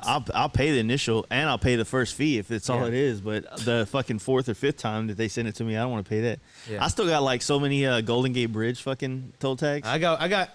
Actually, yeah. I don't know if I think I paid that one in cash when I went over the bridge out They there. didn't let us pay in cash. Not the Golden Gate Bridge, but another one. I hit like every bridge So somehow you accidentally going in. probably went over the Bay Bridge once from Maybe. Oakland over into San Francisco. Probably. And then there's like San Rafael Bridge, and that one actually is a pay. But I think the Golden Gate, because so many people go across it tourism wise, Yeah. that it's just like a mail thing. Okay, I know I got a ticket in San Francisco. I still got to pay a parking ticket. Oh, You got a parking ticket out there? Yeah. damn, it sucks. $75. So you went to go see the Frisco barber dude down there in San Francisco? Yeah, How was Nigel. that? Oh yeah, Nigel's fucking I didn't the know he best, existed. dude. I would have been trying to get him on the podcast. Oh really? Yeah, Yeah. no, Nigel's the shit. I mean, yeah, he showed me around as much as he could San Francisco while he's working. Did you go to any like? I know you don't drink, but y'all go to any like bars or anything like that? No, I might even do bars when I did drink. So, and I mean, Way too cool. Fucking hipster. I was We just a was home there. drunk. Everybody was telling us that everybody was telling us we got to go check out this bar called like Zephyr or some shit like that. It's like everybody's like, if you're bikers, this is the biker bar, and we go there. There's like dudes like writing codes and shit on computers and shit there, but it's like kind of grungy. It's almost like a Deep Ellum kind of vibe in there, but But like for smart people? yeah. And I think I saw it on on that Venom movie. You know the movie Venom Yeah. that came out recently. I think I saw a scene they filmed because that was based out of San Francisco. I think I saw a scene they filmed in that bar because there's a lot of like shit in there I was kind of remembering and stuff like that. But no, I mean, I didn't go out and see a whole lot in San Francisco, so I was only there for like half a day maybe. Cause I stopped at John Long's place, did a little more maintenance on my bike and stuff when I was there. He's got a shop out in Fairfield, so then crashed at his place right like outside of San Francisco, Yeah. and then went into San Francisco. Yeah, Went to Fairfield's Nigel's, north he of- gave me a cut, Yeah. and then he took me up. There's like a Hyatt hotel. He took me up to like the executive oh, that's like cool. Hell yeah. suite area and stuff. They got free food and drinks and all that. And so we hung out there. You could see like the whole city from up top. And You get any so- pictures? Nah, I mean you couldn't really get great pictures and stuff. Oh. I mean, You suck at tourism. Dude, saving it for yourself much? but yeah, no. So that was pretty cool. But so yeah, and then after that, I just kind of rode around and just, you know, he gave me like a list of 5 places to just go check out. So I just did that, and then Did you go check got out out like there. Stockton or anything like that? Go see yeah, I mean, I Jessup's went to spot? Jessup's place. Yeah, Yeah. went to his place a couple How'd you like times. that street? Wilson Way. Oh, it was pretty nice. It's so hood over there. Yeah, Oh man, I love it though. yeah. It's like home. No, I mean, I didn't see as many homeless people as everyone talked about. Like, I saw some in L.A. Did you see the but hookers? not- What time did you go not through it? crazy. Where? That street. Stockton? Yeah. Oh, it's during the day. You got it. Like his area is more known for the hookers. Mm-hmm. The homeless people is definitely more L.A. and all those areas. But Well, even like San Francisco, I didn't come across. I mean, I kind of we made all like a thought giant somebody loop was gonna around all of it. Yeah, we all thought we were gonna find somebody taking a shit somewhere. Yeah, no, I Like didn't. that was like, oh shit, there's one right there. Like we were looking for that. You know what I mean? Yeah, That's a tourist trap part now. but no, I mean, I enjoyed California. It was That was your first time going out there? yeah, yeah, That's cool. You got to see the whole kit and caboodle in one fucking trip. yeah, for the most part. Yeah, I just didn't get over to, you know, PCH or whatever. That was Man, I loved it. I always like riding it, but now that the last couple of years since we've been doing, you know, pretty much since I met you, we've been riding these bikes a lot more aggressively than when we were riding the big wheel stuff. So I'd only ridden PCH on the big wheel like twice, right? So now finally getting to ride it again, because we didn't get to ride it with the FXR. It was really hard to enjoy it the same way that I had before, because I was trying to ride hard. yeah. And it's impossible to do that on that road because of how many people are touring on it or whatever. Well, dude, all that riding we did at the West Coast Jam, man. There's some great riding out that Oh, way. man, I'm jealous because I've never been in those mountains. Yeah, like what was it, Gardnersville? Yeah. Was that Nevada? Yep. And yeah, that whole area, and then up Ebbets Pass where Jessup really likes, like that. All that stuff was. I mean, we did. I forget how many miles. We did a ton of miles though in a few days out there, and all just through mountains and So stuff. you actually went up to NorCal and then flew home Yeah. for like 2 weeks or something like that, and then flew back, Yeah. and then did the FXR jam. Yeah. So the coming home was just for like doctor's appointments and like making sure your Yeah, family was still here and stuff. Yeah, I mean, well, the kids were still gone. Okay. And so I just came back. Just, you know, I saw Glenda and stuff for a couple weeks, and I went to see all my doctors and everything. Yeah, and yeah. Get all that taken care of. Do a little more physical therapy because I'm supposed to be doing that twice a week. So, you know, just check in with everything. So and how then like went back. kind of like we were talking about earlier is like that back to reality feeling. Like I know you were probably excited. I mean, for sure you were excited to get home to see Glenda and be back in you know in that part of your life. But did you feel like kind of ruined in any kind of way? Like the road, like being on the road or being out in these foreign places all the time is kind of like made it like I was trying to find the right word to associate it. It's like a type of drug that you crave, you know what I mean? And then you just, like me, I feel like I'm having some type of withdrawals because this year I've gotten to do a lot of trips. Yeah. As opposed to last year where I didn't get to do many. And well, last year we did do quite a few trips, but it was more road trips in the car. It's Yeah. not the bike. Yeah. But, you know, I mean, I love being on the road, especially like trips like that, just solo. Just, yeah. It's just, Solo it's a lot was of fun really for me, cool. man. Like I could just do literally whatever you want, you know? Like, I mean, when I for instance, one of my favorite things about going by myself is like when I first left on the trip. I want to say I left like midday. That's right. Yeah. Cause I was waiting on my seat to get done for the RP. Yeah. And he was trying to get it done the night before. He said he'd stay up all night and do it. He didn't get it done. He told me I should be able to pick it up at like 6 a.m. Still wasn't done. So he ended up not getting done like noon. So I left a lot later than I planned. You know, I kind of stayed up all night because as soon as he got done, I was going to leave. Yeah. So then I leave at 12 and I'm barely hit Louisiana, like, you know, which is like 3.5 hours into the trip. And I was just feeling tired, man. Like the gas station before that, I drank a Monster and I was just doing that shit where I was just tired. I was just Yeah. like riding. I'm like, man, I'm not having fun. I'm like, I'm so fucking tired. So I just pulled over and just took a nap, you know, I went to a hotel parking lot and just in the back of it and just went to sleep, slept for a few hours. Why did you do it in a hotel parking In the lot? back I don't of know, it just too, dude. It's like the seemed ultimate That's fuck you, sketchy right? as fuck, man. Yeah, just No, you know, I've slept in gas stations before, but like to physically go to a place that sells sleeping quarters. You sleep in the back, like fuck you, well, man. no, it worked out perfect because I slept for probably about 3 hours, and then owner of the hotel or the guy running it comes out there and wakes him. He's like, "Hey, like do you have a room here? And I was like, no. Yeah, he's like, "Then get you a gotta room or leave." fuck off, dude. And I was like, well, that's perfect because that was a good time to wake up. And then I felt refreshed. So it worked out well. So then I just rode the rest of the way because then I was like, okay, I wanted to get at least halfway that first day. But then I was feeling great. So I went all the way to Florida and then took another nap when I got to Florida. And then it rained the whole way through Florida. And then I was in Florida for a day. Florida's pretty rough too, man. Well, I've done that so many times. I'm so you used to kind that. of know. Okay, yeah. Once you do it, like me going to Austin, I've done it so many times that like I know every exit coming up and everything that's at the exit. So it's almost like a drive home to work at that point, you know. Yeah, that's how going to Florida is pretty much. Do you do like go to like Jackson, Mississippi, and then cut down at an angle to Mobile? You can cut down through either Louisiana or Mississippi. It's like the same amount of time. But Louisiana cops are a lot worse from my experience, and I've done that trip at least 20 times. Yeah. So now I just get through Louisiana as quick as possible on the top and then cut through Mississippi. Mm-hmm. But either way, it's kind of a slow trip just because the speed limits are low in both Louisiana and Mississippi, and there's a lot of cops in both those states, so I don't speed a whole lot through there. Yeah. So it takes a while. But I did that when I woke up, it was almost nighttime. So then I just pretty much did that entire ride through the night. But I've, like I said, done it like 20 times. So I know that's right at 1,000, isn't it? Or a little bit more? Yeah, it's right at 1,000. Okay. So. Yeah, because when me and Jetty did it, we went to Daytona. We stopped in Tallahassee. Yeah. And we ate, and we were trying to get as close to Orlando as possible, which Orlando was like right at 1,000. Mm-hmm. And we didn't make it probably another 20 or 30 miles on 10, past Tallahassee. I think is right. Yeah. The capital is Tallahassee or some shit. Capital Tallahassee, yeah. But yeah, this is so fucking boring going through there. And then you're like in Florida and there's like signs for bears everywhere. You're like, what the fuck's going on with this? Like, why do y'all have bears over here? I thought that was a West Coast thing. No, there's everything in Florida. Yeah, meth, pill poppers. It's a big drug state. Yeah.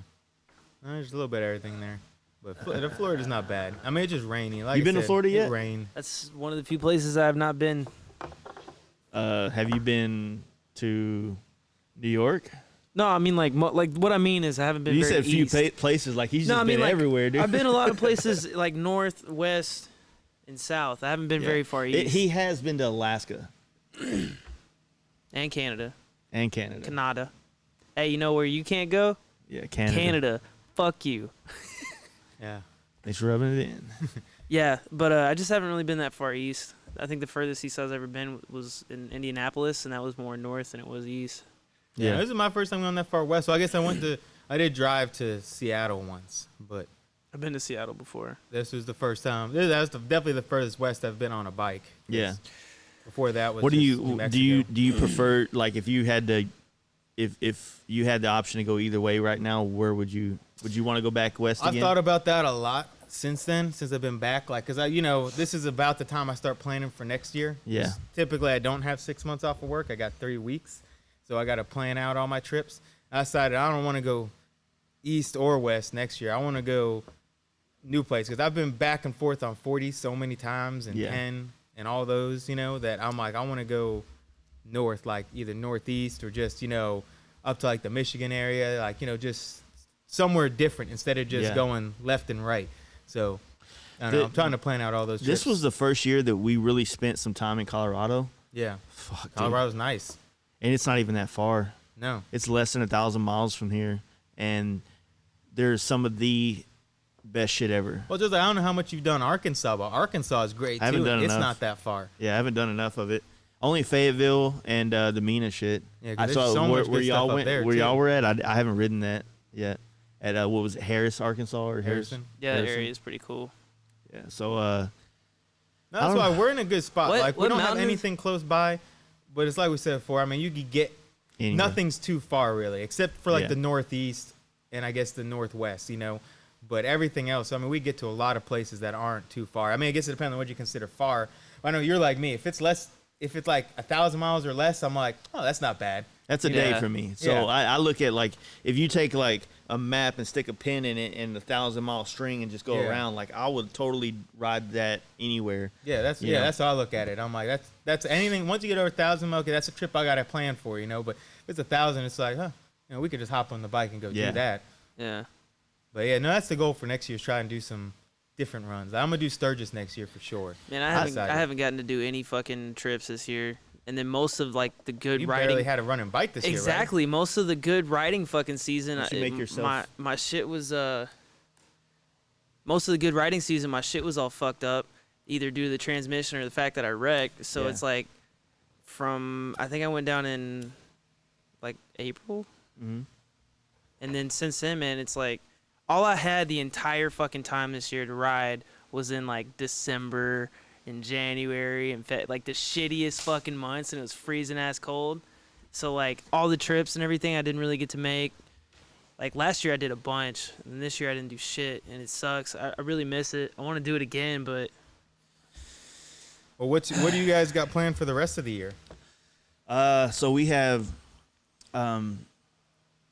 so I kind of wanted to talk about this on the podcast because I'm actually, one of my, you follow the Midwest Grinder on Instagram? I know who he is. I'm not sure. Aaron if I follow Coit. him. Real good dude.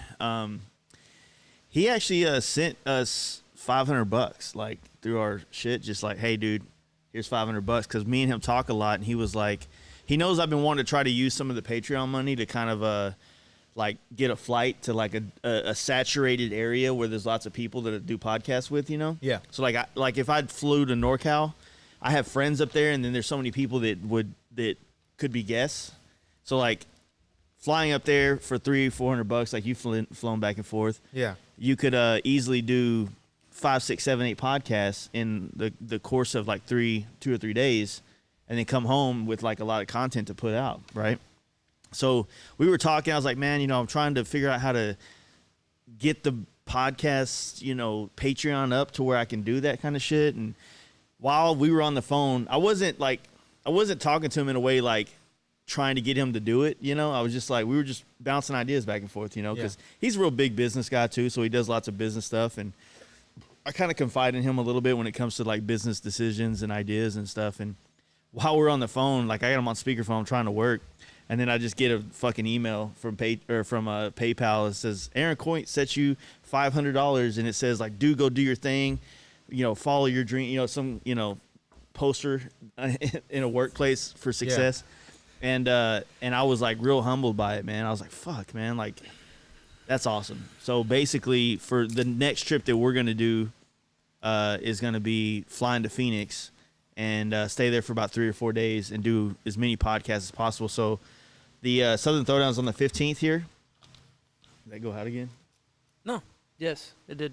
I wonder why it keeps doing that. So Southern Throwdown's on the 15th. So we're going to do the Southern Throwdown, and literally the next day, Monday morning, we're going to jump in an airplane and go out there, yeah. So you'll be at the Throwdown? Yeah, I'm going to go. I was planning on having some shirts made for it, but that's definitely not taking place. I just haven't been able to afford it, man. It's like, I don't want to do like one basic ass shirt and come out. Like I want to have like at least 2 shirts and a hoodie and this and that.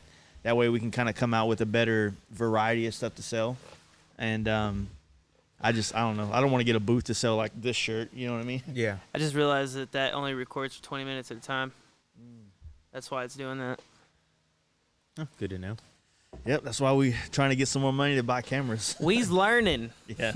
But so that's that. And then Simpson does their anniversary party every year in October. I was kind of wanting to do the Tennessee Motorcycle Revival. I'm not saying I'm not doing it, but I'm not saying I will do it. It's just a complete last minute thing because we got picked up for doing SEMA, so we got to do a thing for SEMA, even though I'm completely against it. I want to go to try to do podcasts with people. I don't want to go and do all the shit they're trying to make me do, right? Yeah. And then I'm planning like a Big Bend ride for November. Just like I'm just gonna send an invite out to a couple like 10 people or so. I don't expect 10 people to go, but I just want to do like a big loop through Texas, like 4 days, 5 days, something like that. Go see all the shit. I've never ridden any of that area, so I would like to go check it out, camp. It should be real nice and cool out there, with it being in November and stuff. How far away is that? From here, like I think the first day we were gonna go from here to Marfa, and it's like right at 500 miles. Yeah. And then from Marfa, you can go south, 100 miles, 200 miles, and you're in Big Bend. And then they have supposedly some badass riding. and then kind of take that loop back to South Texas to where you're like, kind of like maybe the Three Sisters area. You know what I mean? And then probably camp at like somewhere around Austin, and then the last day head home. You know what I mean? That's all I really got planned for this year. But next year, we're gonna start here in the next couple of months. We're gonna start working out the whole Fast Life Camp Out 3 thing again, get that going. And then I think I want to do a Northeast trip next year instead of a Cali trip. Yeah. So in June they have what is that? What's that big rally up there? Laconia. Yeah. It's in New Hampshire, or I think is where it is. And for me, I'm looking at, like, if I plan a 2-week or so trip for that, I should be able to do Maine, Vermont, fucking Boston. I should be able to see everything, right? New York, all that stuff, and just knock it out. Whether I ever get to go back in the next couple of years, I don't know. But at least when you're, for your own self, like when you're looking at a map and you got all your states colored you've ridden in, there's not like Maine sitting there. Yeah. Everything from here to Maine is colored. Well, what do you Yeah. consider? I know I've heard different ways about it, but how much do you got to ride in a state for you to mark it off? Do you count it if you just nick into it, like you go 5 miles in? Do you not mark off a state, or do you feel like you got to? I feel like you'd have to spend go like a day in a state? Yeah. I don't know if there's a time. Not thing, a day, but at least be I in think it. Probably it has to make sense based on Like, for instance, like you go up there to New Hampshire, how far into Maine are you gonna go? So it can sit to Well, feel I would right want to marking it off. For me personally, like I have to make a loop out of everything, right? So no matter what, if I go into Maine, I have to find a way to loop. I don't want to go to Maine and then turn around and come back. So I'm either going to go up and find a way to ride the coast back or something. Yeah. You know what I mean? So, some states are just so fucking small and there's nothing to offer. So I think that those states are completely okay with just riding through. Yeah. I mean, if you can nick Mississippi, wouldn't you? I don't know, man. there's nothing- There's a lot of cool shit in Mississippi, man. Really? A lot of blues shit, music shit. That's not stuff you see while you're riding down the road.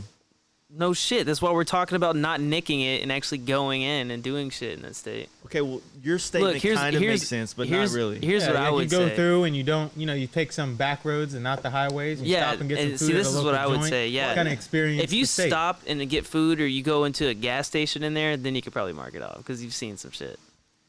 Off the highway, though. Yeah, off the highway. It can't be on the main highway. You got to get a feel for what the locals are like. Iowa. I've never been through Iowa. I've heard there ain't nothing to go through. Somebody from Iowa right now, like, man, fuck this guy. If we were live, some people would have some Whoever words is with there you. in Iowa right now is probably trying to figure out how to get out of Iowa right now. No, anyone in Iowa listening should let us know what's the cool shit we got to see when we go through Iowa. That'd be something. Yeah, there you go. Well, there's definitely cool shit everywhere, and that's kind of. I think it's like this. Like, it would be way sicker if there was somebody that we have became friends with, where no matter what state it is, when we go there, I would rather go to Iowa and hang out with somebody in a part that might not be the most touristy part or whatever, but it's their shit. It's their area, and they have their spots, their hangouts. Yeah, they take and you I to would rather Chili's. experience that. Hey, you go to Chili's, like, fuck, man. Dude, when I was riding with Yellow Wolf the other day, I don't even want to talk about it. I met these dudes in Jacksonville, Texas, right? And then we went across the street to Denny's, and they had a full fucking bar, dude. Full fucking bar in Denny's. Y'all don't seem that impressed with that. It's not. I'm not Y'all seen that before? No. But At a breakfast joint? You can go to Denny's and get pussy, dude. Like, What a legit. breakfast doing? It's fucking Denny's, dude. Shut up. All right. Let me rephrase this scenario. All right. You're Going to riding. Denny's, man, you should go Waffle House for breakfast. Well, Waffle House is only on the interstate. That is a solid point, dude. I've never seen a Waffle House in If the you're middle of riding nowhere. through Hobuck Towns in the middle of nowhere, which I don't know if that's the right way to describe it, but if you're not on a main highway, there's not a Waffle I'm trying to House think, 'cause I know in Jacksonville there's a Waffle House on every fucking corner. off of the from highway. that area. It's like it'll be right off the highway, or like, maybe a mile like into town. in Dallas tops. Fort Worth, like you'll find one in the city and stuff because there's a lot of people, but they're not going to put one off a road that nobody uses Right. for actually, because they're trying to catch truck drivers and people moving and shit. You know what I mean? But I lost what I was saying. But Talking about how awesome this Denny's was with the full dude. bar. all right, Riding so with the Yellow you're Wolf. Yellow Wolf part's not as important as this.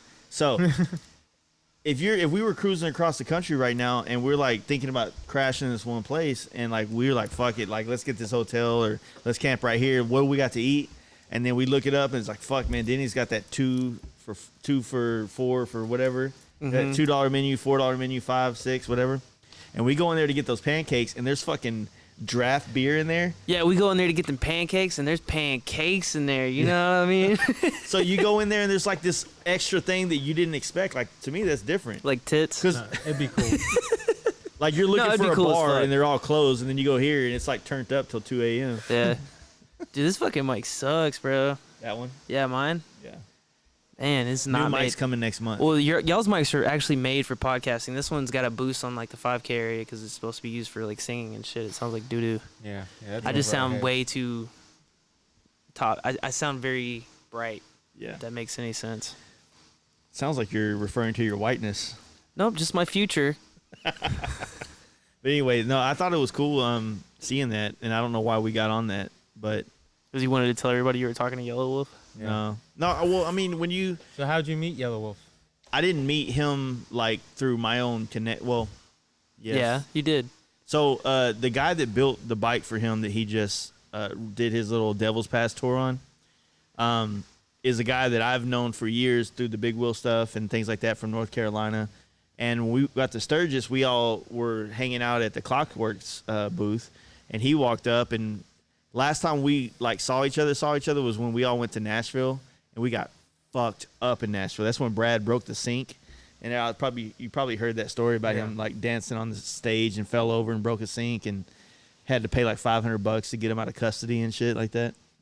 And so we partied that night, and we really haven't seen each other much other than passing. We saw each other at SEMA and Sturgis here and there, but we were talking for a minute, and he was telling me he wanted me to paint the bike for Yellow Wolf. And there was just no way between getting back from Sturgis, them actually shipping the tins to me and giving me the full time it would take to do the type of paint job they want. There was no way I could do it. Somebody did. My buddy Chris Fox did. No way I could have done it, right? But he was like, hey, man, we're going to be coming through Texas, so, come ride with us and shit like that. So I was like, all right. Forgot all about it. And then, like I said, there is truth to that video we put out there. There's the truth is it's all factual, but it's off of the path of factual in some areas. So he actually texted me and said, hey, we're going to be in Texas tonight. If you want to link up in the morning. So I was like, fuck it, I'll go meet up with him. And like I said, I met up with him I left here about 6 a.m. and got over there about 9. And then, they were all getting up and shit like that. And I ain't gonna lie, like when I first walked in the hotel room and he's sitting there putting his luggage on his shit, I was like, oh shit, that's Yellow Wolf. You know what I mean? Like it was kind of cool to me. I mean, I know that we see people like you said that he was playing at the Tennessee Revival. I imagine that stage wasn't no different than like being from here to the wall over there. Like you're that close, so you can kind of feel like it. But Pretty big stage. Did you have to look up on Instagram what he looks like? no, I know what he looks like. I don't know. Because that's what I had to do. Because I saw couldn't that name picture you one posted song. with him, and I was like, I don't even know what he looks like, dude. So I went to his Instagram to make sure he wasn't full of shit. He was, dude. Honestly, man, I think I think that what he was doing on this tour, the fact that like anybody that knew about it could have been on that ride. Like, how often do you get to just jump on a bike and go ride with somebody of his fame? You know what I mean? Is he like I don't know, Rolling man. Stones? No. I rode with Jace from the Fast Life Garage before. Don't fucking do that to him. Don't let him have that. I've even rode with Danger Dan. Yeah, that's So- fucking. That's the next level. Danger's shit. another. I've never rode with him. I don't think people actually get to ride with Danger Dan. Yeah, dude, you're special. Like you think you're gonna go ride on a trip with Danger Dan, and then he disappears. Yeah. Like he makes fun. Or He'll not- come up, shake your hand, and then you don't see him again the rest of the time. He's like, "What's up, man?" And then he's gone. I think he just like fake breaks down to get rid of people. There's no way. Like he breaks down so much, but he continues to make to his destination so much that it doesn't add up. Like he should at some point. I'm probably jinxing him. He should not make one of the trips because of all these breakdowns and the condition I hear about his But bike. he's got so many people like helping him out and supporting him, and he's got friends everywhere. maybe he needs those sunglasses. His maybe we need future to get is those fucking sunglasses to him. bright, bro. Yeah. But No, I think it's cool that what Yellow Wolf and their whole little deal, that Devil's Pass, I think is what they call it, and it's like something they do every year. I mean, they jumped on the bikes. They rode from Tennessee to Texas to Austin to Houston to Dallas, and then they're riding back to Tennessee. I know fucking bike shops that don't ride like that. Yeah. So this musician, whatever people like or don't like about him or whatever, the dude hopped on his bike and did some shit and inspired other people to come on the ride. So to me, like, I put him on a pedestal. Well, yeah, because he's doing exactly what we always preach. Yeah. So, 100%, yeah. He's cool as fuck for that. I might not personally listen to his shit, but I think that's dope as fuck that he's doing that. You know, he's still giving back to the community that he's You gonna do that when you make into. it? Fuck yeah, dude. Hell yeah. If there's a way that I could ride to every single one of my shows, it sucks for me because, like, he's already got, like, managers and all these fucking people, and all his shit gets shipped there, I guess. Yeah. For he didn't me, have a tour pack or a sissy bar strapped with fucking shit on it. So. I would have to have my fucking amp, my guitar, all my shit, you know. It's just anytime soon that wouldn't be possible. I that's what I've always said about, like, anybody in our industry or scene that like truly makes it to where you're like really like set up. You would think that, like, if you had $1 million in your bank account, like, you would just do more of the shit you already want to do, right? Like, you'd go on more bike trips. You'd maybe have the bike you've always wanted, FXR wise or whatever, you know. But I well, I think the problem with that is that people start a momentum with that. So, like, they make that $1 million doing the music shit. So now they're like on the momentum of making music in that, you know, way. You could say Oliver Peck does that. Yeah, he does 100%. his bike tour, and I've always felt like that's what most people like us would hope if we struck it rich like he did. Right. You know, get that successful, that you'd be like him, just have like some crazy ass collection of motorcycles. He's got a just fucking crazy collection. ride bikes all over the place and stuff, and just super down to earth guy. Like, I feel like that's what we would hope. Yeah, Right. you know, more than anything, it's like guys like that make they shine a type of light on the motorcycle world, because Oliver has fans on the tattoo side of it, the people that just watch, you know, Ink Masters and all the other things that he's involved in, the Vans Warped Tour. They might not be necessarily bikers, but then they like him and they follow him and they see he does biker shit, and next thing you know, people are like, well, fuck, man, like, maybe there's something cool about this thing. And the same thing with Yellow Wolf. I mean, I'm sure that a lot of people, you know, see his motorcycle stuff and they see him involved in it, and it kind of makes them more interested in being involved with it too. I mean, unfortunately, a lot of us want to be like super macho and be like, we're not influenced by other dudes. But truth of the matter is, I think that we all find inspiration through everyone that we find doing cool shit, you know? And not everybody has access to an FXR mic, man. So sometimes, you know, if you're living in the middle of nowhere and all you can do is watch YouTube videos of Yellow Wolf riding his Softail across country, then, you know, fucking awesome. Yeah, sometimes you have to settle for a Jace, you know? Yeah, maybe it's me, dude.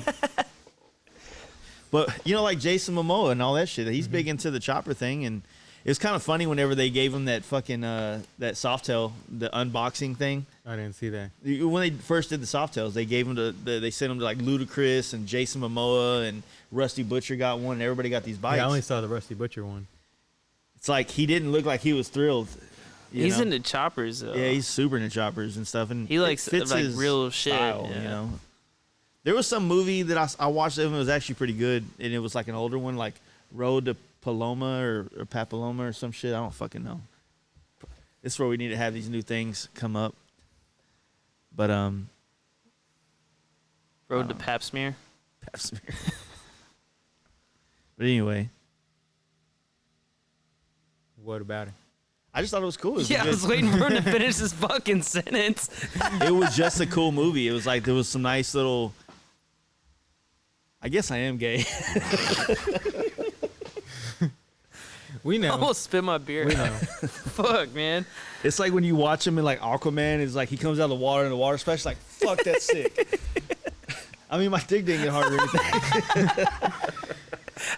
I know him from Game of Thrones, not Aquaman. Yeah. Game So, of but then at Thrones. the same time, watching this movie, and he was like on this panhead, just kind of cruising, doing that 21 Days shit, just cruising and Yeah.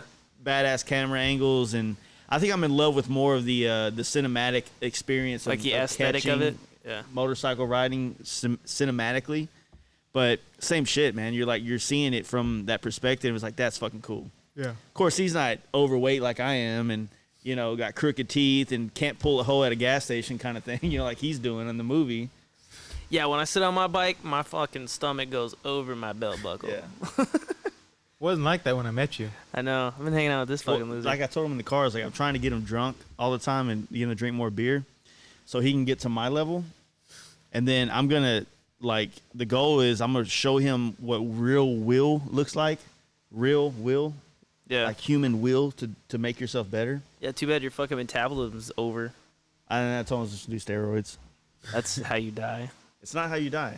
Fucking heart's gonna explode, dude. Doing keto and steroids, you're gonna I'm die. not gonna do keto. I'm just gonna do steroids. Then you're just gonna get fat because you gotta work out. I'm gonna work out. Yeah, right, dude. How long have you had that gold gym membership? 2 months. How many times have you gone? When I set it up. I don't know what the machines look like yet. What's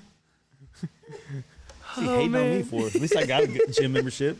I'm one step closer to being healthier than you are. Dude, I'm fucking vegetarian, bro. I'm shitting gold. Shitting gay. Yeah. Anyway, what were we talking about? Some real stuff? Talking about what? Jason Momoa riding choppers. It's so real, dude. That was the last bike stuff we were talking about.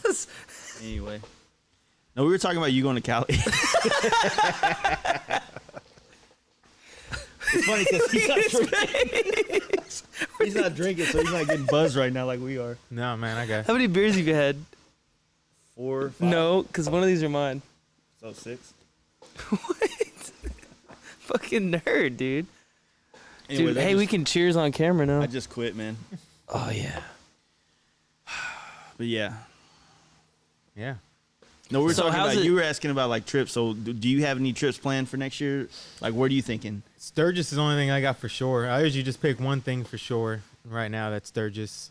And everything else I'll figure out. Yeah. So you were originally going to jump back. You were going to fly back to NorCal, hop back on the RP, and then continue north, maybe go through Canada, hit some of the northern states? Yeah. I mean, well, that's when I was already back. That's when I went back. I flew back for the West Coast Jam. I did that. And then, we got back like Sunday night. We, come back and then we went to Yosemite, which was pretty cool. Yeah. And then we got back home Sunday night. And then that's when I went over to John Long's place, hung out at his shop, and then went to San Francisco on like Tuesday or something like that. Yeah. And then the plan was to leave San Francisco on Tuesday, head north up the coast, and then go all the way up into Canada. On the coast, one of the best roads in Canada is supposed to be the Sea to Sky Highway, which is right there, coming into once you leave Vancouver. Yeah. Going over those Ride mountains. that, and then take that northeast Like over to Calgary and shit like that. Well, yeah, Calgary's a bit over there, but I was going to take that over to the Icefields Parkway, which is one of the other best roads in Canada, and then ride that down, and then come back, ride that south, and come back out and pop out like Spokane, Washington area, and then come down and do maybe Montana or something over there. But, I ended up having to fly back because I was supposed to leave on Tuesday, and I still hadn't heard word from my job about my short-term disability getting extended. I didn't know I had to come back to work or what. It was all kind of up in the air. It was just under review and this and that. It was just taking forever. They have an outside company handle it. It's taking forever. Didn't have an answer. So I stayed in Northern California until Wednesday. And then at that point, it was either leave On the trip? on the trip or come back home. Yeah. And I was like, if I leave on the trip and then they call me up the next day and now I'm in the middle of Oregon and I don't know nobody out there, then it's harder for me to just hop on a plane and fly back and leave my bike somewhere. So that's why I just made the call and I flew back. I got in at 6 in the morning and then 8 in the morning I get the call from my job saying my disability got extended. And so, I mean, That sucks. it sucks because that was going to be like the best part of the trip there. But, it was such a great trip. It was over 6,000 miles. So, I mean, I'm not going to sit here and complain about how much it sucked that I didn't get to do the last few thousand. What you did on that trip was actually like, I never thought about doing that. Like that was by extending the trip by, okay, let me, that you have friends in NorCal, you can drop the bike off and then go home for, even if you had to come home for a month and work or do something else so you can catch another week or so of doing it. Like That way you can extend and continue. I'll probably do something like that every year now. It just makes sense. I mean, flights are so cheap from major cities to Dallas. Like if you're going to like say New York, it's under $200. LA is under $100. Yeah. And so I mean, yeah, you do that kind of stuff. That's why I plan on doing that all the time now. I mean, because you can just skip all realistically, the I'd like bullshit. to get a bike that I can just leave in California, so I could fly out there. Yeah, you know, like not like anything great or anything, you know, but just like, you know, Just a a somewhat basic FXR, like an just, early 80s FXR or something. just leave it up there though, so I could just fly. Because I mean, the flights are so cheap. Yeah. You just fly in for like a 3-4 day weekend and go hang out. It's smart though, man. I never thought about doing that. And it's like, yeah, you can take more time to get from here to like NorCal, really see everything in between. Yeah. And then get there, and then like, okay, well, I need to go back home, and I need to knock out a couple projects, and then, you know, let's just say I go home for 4 weeks, and then I know that I'm gonna fly back in 4 weeks and jump back on it and continue on another 2-week trip. Or you just catch multiple shows. That's kind of how. I mean, that's kind of what sparked that whole thing. Is because I was wanting to go to the West Coast Jam, and I was doing Born Free, and in that time period, I had doctor's appointments, so it was just like, well, just instead of riding back from Born Free and then riding right back out there, all, you know, just basically be home for a week, I was like, well, why not just ride to Northern California and then fly back? And so, I mean, it's just easier to do that. Like I said, I mean, if you just leave a couple weeks in between. It's kind of like just being able to pause your video game and then fucking come back to it later, man. It kind of just extends your trip, too. Yeah. So, you know. Yeah, because that's probably the biggest reason why I haven't gone as far west or as far north as Oregon and Seattle and Montana and all that shit, is literally because of the extra time you need to get there and back. You know what I mean? So yeah, if you did it like that and you could extend it, and fuck, man, like that's like, I'm just thinking of all the possibilities in my head, all the places you could turn that into. Well, another thing that I've been wanting to do since that got canceled, I don't know about next year because I really want to take my youngest daughter with me to Sturgis, like right up there with her. So I probably won't next year unless that changes. Yeah. But I want to just ship a bike up to San Francisco or Sacramento area where Jessup and, you know, I got friends are up there.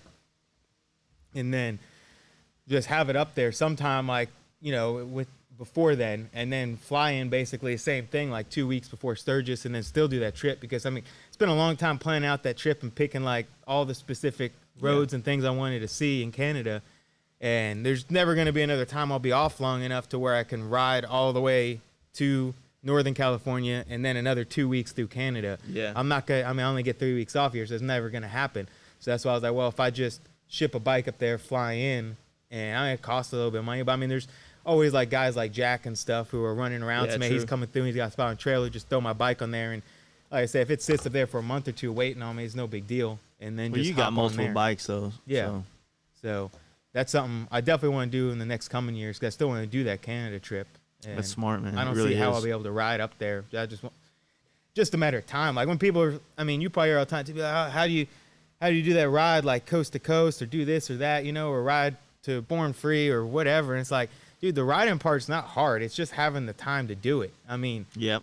because even that trip, it was like 6,000 miles, but the most miles was the first day I did like, you know, to Florida. It took me like 25 hours. That's pretty much 1,000 miles in a day. But aside from that, the next biggest day was probably 500 miles. So it's not like it's some amazing feat that I need like a pat on the back for. I just happen to have the time off. I mean, that's literally the only accomplishment was getting time off. That's why, like, when I went to Sturgis this time, like, some really stupid part of my psyche tells me, like, when I'm riding Sturgis, that I'm fucking cooler than everybody because I'm riding here. But I'm literally passing hundreds of people riding their bikes to Sturgis every year, and it's like, why do I feel like this is so much different than, you know, so many people do this. You know what I mean? Like, I'm now just normal. You know, like riding the Sturgis is a normal thing to do for a lot of people. It's and then there's plenty of reasons why people don't. I mean, maybe you're bringing multiple bikes.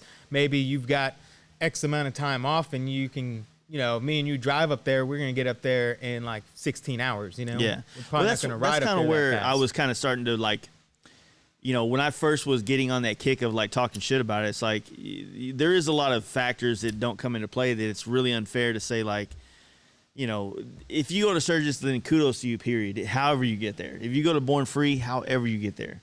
Like, why does it matter what I think about you riding there or not? But I think that for what I do enjoy is this conversation where you get to hear someone else's insight on their riding bikes, because I enjoy doing that. And I would like to, like, when you, even though I knew that you did the fly home thing, it never clicked on me until we were just talking how smart that was, you know? Well, yeah, I mean, the trip is my favorite part always, because like I said, I just like riding, especially solo or with like one other person. It's just, that's more fun for me than any of the shows anyway. Yeah. But I used to feel the same way with people who trailed to shows. But then, I mean, you look at Jessup trailered out to the East Coast Jam, right? But he probably had like the 5th most miles out of the 80-something people there, and he put them all on in North Carolina after he got there, because he did over 2,000 miles just in the Smoky Mountains. So, I mean, it's now, would he, if he could have rode there, I'm sure. I mean, I'm sure he's capable of doing it. Like I said, it's not a hard thing to do. Yeah. But then, so he would have rode 3,000 miles there, 3,000 miles back. How much riding would he have done where all the fun riding's at? He probably would have been tired as fuck and been like, dude, I'm just hanging out at the hotel. Yep. So, I mean, that's just another way of doing it. And that's a cool way to do it too, especially if you're someone like him. I mean, because he gets down, in those twisties and stuff. So if that's what you're all about, like me, I have more fun just on the open road. I mean, the twisties are fun, but I'm not on his level or some of these guys where like I'm racing through all these turns. They're fun for me, but I'm not keeping up with half these guys.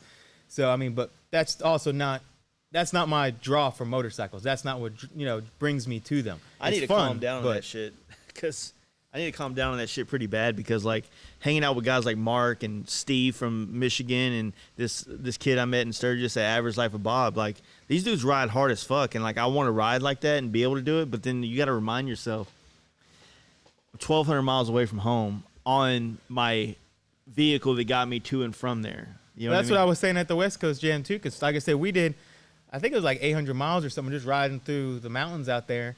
And I'm not going to say that's why I wasn't keeping up, but I mean, that thought is definitely in the back of my head, to where like if I'm local and I go down, or even when I was in Arkansas and went down, okay, so Gary was able, he brought the bike back for me, because, okay, it's like a 6-hour drive, it's not that big a deal. Yeah. My bike goes down in Northern California, 1,500 miles from home. It's a lot harder to get my bike back, Yep. And me back, so it is something in the back of your head. And like I said, I know there's guys who don't care and they're going to push it just as hard, but yeah, I definitely ride hard around here. Yeah. Because I know, like, I can. Well, it's also straight, so it makes it easier. Well, yeah. Well, duh. But I mean, like, on the fucking small fucking roads that are a little curvy. Yeah. But I do ride hard on those. But I enjoy more just traveling, going down the highway and shit. That's where I get my that's my what's cool about enjoyment bikes, from. man. There's so many different. They can appeal to so many different people in so many different ways, Like, I mean, there's guys who, that's all they care about. They just do track days, even if it's their Harleys, or all they want to do is just go smash turns. They don't care about going on a long trip. They don't care about commuting. But then you got guys who just like it for commuting, because you could split, or it just makes the commute more fun. Yeah. Guys who just want to do the open road and go see the country a different way. I mean, there's guys who just want to bike because they like fabricating stuff, and it's just a fun platform to build stuff. Like, like Garley's talked about that. He doesn't do a lot of riding, but it's a fun way for him to, showcase his fabrication abilities. It's a lot more fun than just building staircases or something. Yeah, that's how there's I feel painters too, who want to do the same thing. Yeah. I would rather just, like, if I'm going to be out, seeing some fucking countryside or some mountain ranges or whatever, then obviously I'm going to want to go and I'm going to want to take my time more. Did that turn off? Yeah, that one turned off, but I turned the other one on. It's not a big deal. I'm going to want to go and see, like, shit at my pace. I don't really give a fuck about trying to prove myself to whoever I'm riding with, It's not like I give a fuck what they think. So. Well, I think you definitely shouldn't, because it doesn't. I feel like that just starts leading to more wrecks when you're trying to prove yourself and people trying to keep up. I try to prove shit to myself when I'm down here, when I'm riding by myself, and I'm like, well, let me see how much more I can push it, and if I can get any better at, taking this turn or that turn. But, like, when I'm out there, I'm like, all right, these are my skills. Fucking stick with them, Don't push shit when you're out there. You always got to remember, too, everyone's on a different ability, regardless of how the bike's set up, too. I mean, it's just like if you play basketball or something. I mean, there's guys who are going to be better than you. You try and hang with them, you're just not going to be able to. Yeah. There's guys who put in that time to get so good. It's the same thing with motorcycles. There's like, you got somebody like Mark or Steve, and you might think your bike's just set up just as good so you can hang with them, but it's not necessarily true. They might have hours and hours of practice getting to that level, and then you try and go, and unlike basketball, we're just going to look stupid and get your ass kicked. You're going to end up going down. Yeah. And That's why you just got to remember where your level is and just push I'm it like, for yourself, okay, dude, not I've the been guy in riding front of for you. 2, maybe 3 years now. Not these guys. Well, even years don't even You know. matter. There's guys who pick it up and get it real quick and stuff. And I then, guarantee you that the average life of Bob hasn't been riding bikes longer than me, but he can ride circles around me ability-wise. yeah. And, Well, he's probably like practiced, like, Yeah, mentally he's took his pursuing time to pursue the that. skills. And so, like, when I talk to Wes on here, it really opened my eyes up to, like, we're talking all this performance motorcycle shit. And we're all talking about doing, corners and be faster and better and efficient. And it's like, we all want the suspension. We all want the material things that make the bikes do it. But I didn't hear much talk about, the actual knowledge Of how to doing do it. You know what I Yeah. mean? Like, that never was, like, a part of, because there's no picture of that on social media to tag on. You know what I Yeah. mean? So, you have this, like, this genre of bike, this performance bagger, performance motorcycle thing that's kind of taken shape over the last couple of years, and only a handful of people have actually been putting it to actual good practice. Well, just like I go back to like that basketball analogy. I mean, it's like, what if like you're getting ready to go play ball with some guys, and these dudes just telling you how he's got $300 shoes on and stuff like that, and dude, and this authentic Jordan jersey I'm wearing and stuff, and it's Yeah. like, okay, well that really doesn't mean shit. Like, Baby and then powder. somebody else is talking about how like he's been to LeBron's class or at his Yeah. clinic with him, and he's put down all this, but that's gonna mean a lot more than the guy who just bought all the best stuff. Yeah, the pumps. And I'm gonna get worried if he got the pumps. There's actually one of my favorite movies growing up was called Above the Rim. It had Yeah. like Tupac and all of that shit in there. Mhm. Yeah. And or was it Above the Rim? Above the Rim had Marlon Wayans on there, right? I know the ones you're talking. There's a couple of them. And he had the big puffy jacket. He had all the shit like you're talking about. And he would come out there and he had baby powder all over the place. And he'd shoot the ball, go over the backboard and shit. It had to be Above the Rim. I want to say it was, but it might have been something else as well. But yeah, I know what you're saying, man. And that's kind of like why we kind of shifted gears and we wanted to kind of like bring people on to kind of inspire people that want to have this performance motorcycle style of motorcycle to also look at like riding, like helping, because I think that's a good idea, and I think it's a good thing to promote.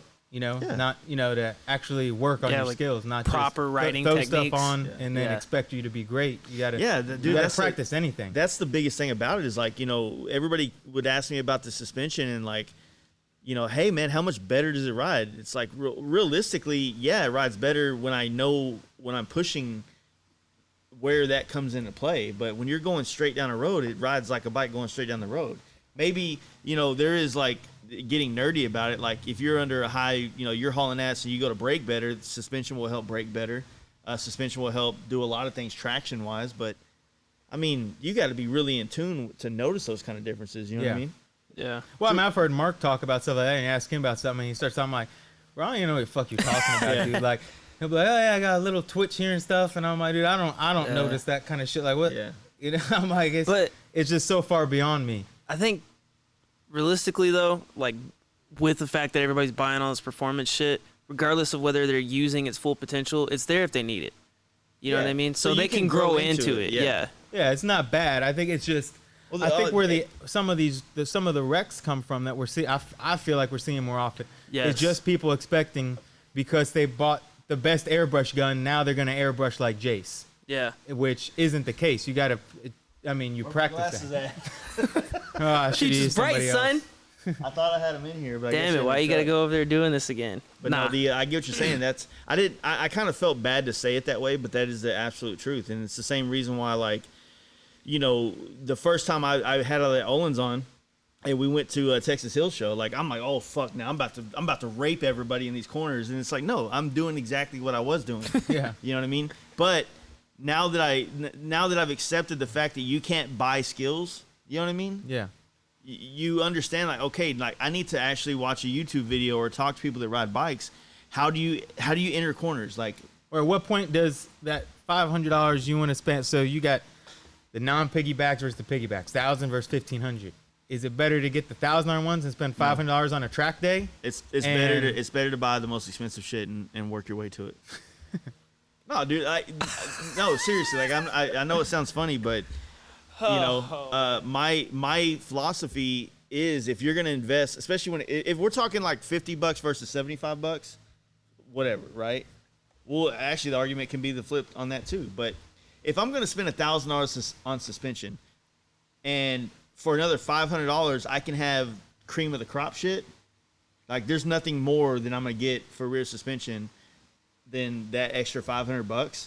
I'm just going to buy the $500 more one because I would rather not get to a point skill-wise where I've outridden these $1,000 ones. Now I got to try to sell them and add money to the table to get what I should have just started out with in the beginning. I don't know. But if you're buying $400 shocks to $1,500 shocks, that's a more better argument. But $1,000 to $1,500, not an argument. You're a dumbass. I don't know. I feel like the most important product on your bike is your skills. I mean, just like at the West Coast Jam, there's a bunch of badass bikes. Like, Jessup's bike, the dude from OFP brought, he had a couple of him and his Dyna guys out there, all built bikes and everything. I mean, it was just a lot of really nice bikes, high dollar suspension, motors and everything. I already know where this is going. And like, if you know Nick Nielsen, he was out there on a bone stock 90 RT, stock suspension, that air suspension. Yeah. And not once, whether it's on the highway or the twisties, did anyone pull away from him. Not once. Yeah. And I mean, and all those guys know how to ride too. I mean, like I said, I was way in the back. Yeah. But I mean, those guys are all. Where does Nick live though? Outside Sacramento. He rides corners every day. But I'm saying he's like Bane from Batman. He was born into this shit. You know what I mean? But I'm saying, if he can do that on stock suspension, why do you need the $1,500 over $1,000? Well, I think what I've noticed is like, so when I was running my bagger on stock suspension, I was really pushing around corners. The stability of it was kind of, it was like it shaking threw me around, and it scared me. It scared me in a way where when I did upgrade to the Olin stuff, those things did not happen anymore. It felt more glued on rails, right? Now that instability I felt, it might not have been something that would make me wreck, but it definitely made me pucker up and start, riding less than what I could have gone around a corner. So it's kind of like a weird thing where I think a fully just perfectly running bike, or somebody that just like is used to riding in dirt or something, that kind of like uncontrollability feel, but just continuing to push through. Like, that's a mindset that takes, I feel like Mark has that, I think you have to, like, when it comes to riding, you have to have a level of confidence, period, but you can't be overconfident. Yeah. And if you don't have that level of confidence, then you're gonna be in a turn, you're gonna go into it too hard, you're gonna panic, you're gonna try to come up, you're gonna wreck. If you have too much confidence, you're gonna go into it too hard, you're gonna try to keep going, and then you're gonna fucking wreck. Yeah. You just have to be 100% like honestly confident with what you're doing. After many conversations, one of the things I found that I assume, or I think that I found in my riding in corners, is that I'm real choppy on my throttle, going into corners and out of corners. Like my first response when things get weird is to chop the throttle instead of just ease off and apply more brake. So it's like that fluid motion of those two things is what's causing me to have like the little wobbles. Yeah, it had nothing to do with suspension. It was just it was throttle. And so, like I said, like, I do agree that knowledge is probably one of the best things you can bring to the table when it comes to this shit. Can one of you guys confirm this for me? I don't know if you can or not, but I personally believe that if you go into a turn and you keep the same level of throttle the entire time, it's fucking solid, perfect. Well, if you throttle more, you have to be leaning more. But if you continue to lean more and more as you go more into a turn, then it gets more unstable. Well, it's like that's why people do, like, what is that shit called, trail braking or canyon braking or shit? What that dude Bob said that we did it on that Sturgis Rips podcast is he said that he doesn't get back on the throttle until he sees the exit of the corner, right? So so he lets off the throttle? I don't know if it's so much that, or he just keeps it straight. When you're on a track, you're coming into a corner so fucking hot. Oh yeah, so much more hot than you would on any street around here, right? So you're coming into a corner so hot that you're really on the brake. So like the whole concept with trail braking is that you're shortening the wheelbase of the bike, so it gets more. It's like deraking the bike basically. Yeah, so you're supposed to be holding in the front brake until you come to the apex, and then you let it go, and then you start throttling. Apex, like one of the things I could be misquoting him, but knowing where the apex is also knowing where the exit of the corner is. Mm-hmm. So, like if this is a blind corner, this is a cliff on the side, like it is in a lot of places where there's nice corners. Right. Then you don't know where that apex is yet until you can see the exit of the corner. You know what I mean? And that's why you're supposed to hang on the brake until you find it. Well, yeah, you're coming in hot enough to where like I said, I don't know how to do this. So I hate saying it like this is. Well, gospel or I've tried to practice it, but I'm not sure if I'm doing it correctly. Maybe you asked this when you got some better riders on the podcast. Yeah. I'm just wondering, you know, because I've looked all that shit up and I've YouTubed it and so forth. Truth of the matter is like just going through it in general. You know what I mean? Like finding what feels better. Yeah, I mean, like we're like if you get to the end and it's a perfect corner, it's like you don't get a prize or anything. So it's like.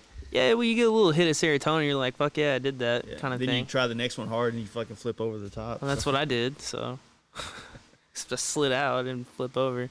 Yeah, it's I don't know, man. Like, I think that, like, going back to what you're saying about buying suspension or buying products, it's like, me personally, I when it comes to everything, like, I don't like to buy tools to know that there's something better for a few more dollars or a more known, well brand that has a better reputation. Like, people would say, like, Craftsman versus Snap-on, right? Which there's a huge price difference. But I would rather have all Snap-on shit and know that I've invested the money in my tool system. Plus, if I ever needed a job, I was told this when I was a young kid. I was like, if you were a shop owner, or if I was a shop owner, you were coming to me to get a job working on mechanics or anything like that, and if you walked in with a fucking, like, Craftsman little fucking, 100-piece kit in your shit, or if I'm pushing my box in off a truck and I have all the diagnostic tools, I got all the tools, like, I've invested in my career, right? You might not be, it's smoke and mirrors. You might not be somebody that's as good as the guy with no tools, but the guy with no tools, there's got to be a reason why he doesn't have the tools, right? If you're no good and you got Snap-on, you've afforded to buy all this shit, he's got something else going on. He's either into meth because of the Craftsman toolbox. He's either got something going on or some kind of like he hasn't invested in his own, like, skill set or his future yet, right? I disagree. I don't know about all your that. welder was worth 3 times as much as my welder, but I'd put all of our bikes, all my bikes against all your bikes that I can weld better than you. True. With my welder. So, yeah, but that's at the same time, like, this is what the difference is. I'm talking about, like, and I mean, all my tools are Craftsman. Like, career-wise, like, if this was something you did for a career and you had to go get a job doing it, right? Most jobs aren't buying, like, most places where you weld all fucking day, you're not buying, they're not putting on a goddamn Everlast welder on the production line. I guess null and void then, I guess. Dude, you're just bougie as fuck, bro. I'm not, dude. No, I honestly. The way I see it is, I could buy Snap-on tools or Craftsman, and that money I save from buying Craftsman tools, I can buy more tools, which is more stuff I need. Which means I can afford to buy a bandsaw, and I can afford to buy all these other things that I wouldn't be able to buy if I bought the Snap-on tools. Truth is, I can't even afford to buy Craftsman tools. The way it works is, you just sign on the dotted line and you're just a part of the system for life. Yeah. And then you get good credit out I of it. will say that the Snap-on ratchets are superior, though. Oh, those are Better, important. but like, if you're going to buy anything Snap-on, get the ratchets because they have better teeth and more teeth. I swear to God, like, if I go to someone's house and they got, like, a fucking 24-tooth ratchet, I want to throw that shit. Like, I can't even believe I touched it. Yeah. That fucking peasant shit, dude. You got to go way back here before it even tools, clicks. Yeah, they're nicer, but click, click, click, click. Yep. like, you give Mark a set of Craftsman tools, that motor is going to be just as good as if he built it with his tools. Would it, though? Yeah. You talking about wrenches and stuff like that? Yeah. I mean, wrenches, yeah. I mean, there might aside be... from, like, the torque wrench, everything else, yeah. Well, I think a lot of what it is when you're buying, like, quality tools is you're buying things that make the job process easier. Like, a lot of people that come and use my tools whenever they're hanging out in the shop or whatever, like, they love the fact that I got different size throws on my ratchets. So I have a 3/8 drive that's this fucking big, and fucking people love using it. Like, oh, I love this. So they'll get it all tight with that and then switch the ratchet real quick and then give it a torque or something like that, as opposed to having that 24-tooth fucking thing going around and taking forever. You know what I mean? Wish somebody would give me a torque. I don't know. I heard that when I was a kid coming up in just working in the industry of cars and things like that, and it was another way of setting, when you're going into a job, like when you're trying to make yourself, like when you're trying to set yourself apart from somebody, that's kind of a first impression thing. If you have invested in quality product or tools that you do use to use your job, then it shows something that may or may not be true, but it's showing your employer or the person is looking at hiring somebody that you've taken the time to invest in your career versus someone that doesn't give a fuck about it, which is what it's like a snap-on tool chest like this looks like. If you're going to work on, if you're going to go open this box and use it all day long, most people that do that shit for a living, they invest in something better. They might not do this. They might get a Husky or something like that, but it just shows a lot more of their their commitment to. Hand the camera to the snap-on toolbox. That's what I was thinking. Love you, babe. Only 24 more payments. I don't know. Like I said, it's the same way on the bike as with tools for me. Like if I got $2,000 to spend on tools, I could buy either a $1,000 welder and a $1,000 bandsaw, or I could save up and buy a $3,000 bandsaw. So that's the thing. Like, you don't need $2,000 to have that. You just need $24 a week, and you can have everything in your. But like I dreams. said, I feel like it's the same way on the bike. Like you can drop $1,500 on those Dude, shocks. if you could get, You can spend $1,000 on the rear and $500 on the front. If all you got's $1,500 to spend, because everyone ain't working with unlimited budget. So if you got $1,500 to spend, I feel like it's better to drop $1,000 and $500 than $1,500 on the back and keep your stock up front. Yeah, I agree with well, that. nah. Okay, so what I The have front's found important, out, though. you can't fix one suspension. You do it as a kit. Front and rear has to be like. Well, that's what I mean. tuned But together. everyone don't got all the money in the world to throw at a bike. So that's why they Well, get a there's cheaper only kit. there's only a couple options, right? So if you want to go the cheapest route, then you're going with the Race Tech, built setup, right? So you're doing like Race Tech springs, emulators, preload adjusters, and that's gonna help, right? It's not gonna help as much as doing like a Legends Revo A drop-in kit, and a Legends Revo A drop-in kit isn't doing as much as a Nix 22 drop-in kit. You know what I mean? So there's levels to like what you're doing, but the most common people, or most people are buying Legends suspension. It's the most common thing you're seeing. But at the same time, it's not worth it to everybody. Just like it's not worth it for me to get snap-on tools, where it's probably worth it to Mark because he does it every day and it's gonna make his life easier. Yeah. It's worth it for me, even though I mean realistically I do use my tools every day. It's not worth it. I'd rather spread that money out because I don't have as much money to invest. Yeah. Because it's not my livelihood. It's the same way on a bike. Some people they might buy that Dyna or something, and then they've got $3,000 to spend on upgrades. Well, they can't drop that all on suspension. They're gonna want an exhaust. They're gonna want suspension, and that's all the money they got to throw at that because they've got other stuff going on too, or Yeah. other bikes. So I mean, Well, it's just I not think always that all worth it. that to all everybody. boils down into just like really figuring out what you want to do with your bike, because not everybody needs to even do suspension. No. You know, so like if you're really trying to build a bike that handles like a motherfucker, you start from suspension, then the brakes, then the motor. Unless it's a Dyna, you gotta start with the motor mounts. Dude, I've had that thing. I'm pushing 25K on it. Still haven't changed the motor mounts. It's fine. It's fine. It's barely been ridden. It's been wrecked, and transmissions. It's been everywhere, dude. It's fine. Yeah. I've rode the fuck out of that bike. I really have. Yeah. Threw it in the ground. That exhaust has bent the fucking studs because it doesn't fit. The transmission case doesn't fucking match the rest of the fucking shit. I don't know. I think that it's all. I mean, we all. Leave me alone. I think we all have a like. I think most people when they buy a bike or they put together their wish list of things they want to do with the bike, they all have their priority of what's the most important thing. The most important thing for most people is going to be your basic stuff like seat, bars, exhaust. That way you can hear your bike. That way you can feel comfortable on your bike. And then some people like they want to feel like they want to feel their money, right? So they might do a cam or cams or a carb or fucking something to do to make it actually physically feel faster or whatever. Yeah. Buying suspension, man, it's I think it's for the people that are trying to get to that next level riding.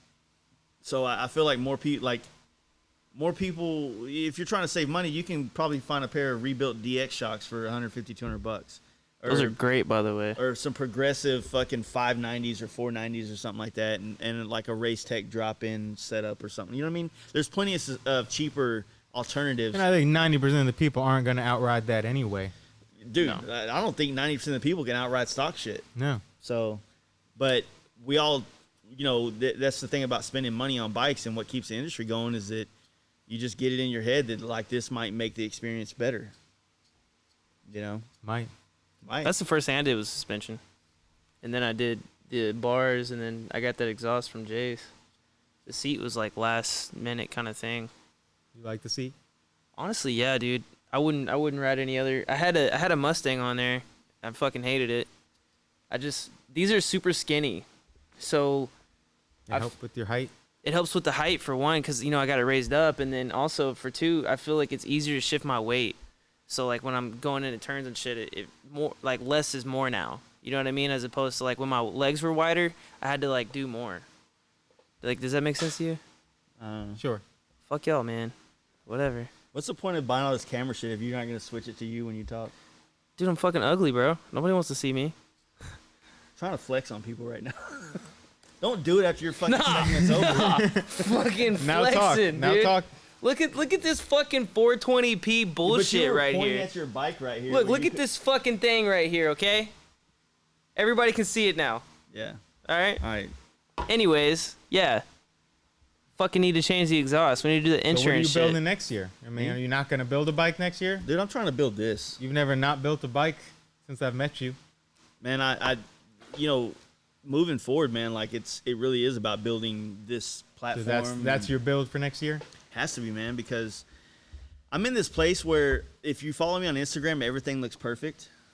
Or I make it look like I post the things that are more positive about our life and what we're doing. But, business wise, like I'm lucky to have so much work and so many opportunities. But like we were talking about earlier, like, dude, I really miss being on the road. And it's like I said, I feel like it's that crackhead drug where you're like trying to like hawk shit off just to get some fucking money to go on the road, And Yeah. I would rather, like, that's when I'm most happy. And it used to be when I was sitting at that table doing a helmet, or I was building a bike or painting a bike, but it's just not the same. I don't get the same reward out of it as I do whenever I'm just leaving. Yeah. And God damn it, Mike. I want to I fidget. get this dude a fidget spinner. Get him a fucking little ball. I want to build some more bikes. Like, I got a few ideas, and we've been talking about the 82 FXR D-rake setup for a while, but I mean, I just need my bike to continue to work for at least another year. If I can really invest another year into this podcast, into like figuring out the media side of it and growing it and getting more, just more out, and try to get it to where it's starting to pay like some of the livelihood of the operations and shit, then I think that I can find myself in a place where I can ride and go places and talk to people and do this stuff. I can come home and scratch that creative itch where I need to do a helmet or a bike, you know what I mean? And then kind of just have like this juggling act of like things to do to keep me from feeling stagnant in any one spot, you know what I mean? And I think that's what it really is, because when I get home from a trip, I'm excited to come to work, and then I get to work and I'm like, I miss the road. And then once I get over the road, I'm not excited to go to work. yeah, once I get over the road, like I'm over it. I'm not like thinking about it every moment of the day, and I get ready to start doing work. Then like an opportunity like Sturgis pops up, and now I get that fucking road fix again, and then I have to get back into the groove of trying to get back into work again, and it's kind of a really shitty cycle, to be honest with you. It feels Yeah. like it takes like a week before you can even get back into like your regular work groove kind of thing. I understand. Yeah, it took me a minute to get back to working on bikes when I got back, because I was just like, so used to not doing it. Yeah. I guess the other thing we were gonna kind of not try to talk shit about, but bring up is How's it being sober? the Canadian drama. Just Yeah. kidding.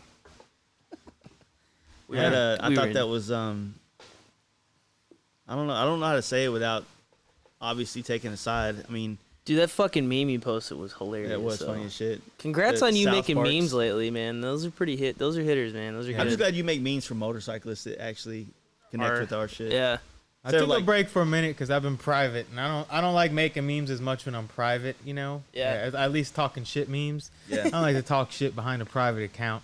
I want to stay private. Why'd while you I've go been private? Because 'cause I've been of off work. of work. I mean, there's nothing they can really even say. Because I mean, what are they gonna say? I can't ride a motorcycle. Can I drive a car? I mean, I'm just going on vacation. I don't even use my arm a whole lot on a motorcycle. Your left arm, how much you use it when you're riding. Yeah. But just for, just Just- to be safe, Yeah, cross your Security T's, purposes. dot your Yeah. I's. Yeah. So that's why I kind of laid off. But then, that I don't know. I felt like using my memes for good for a change.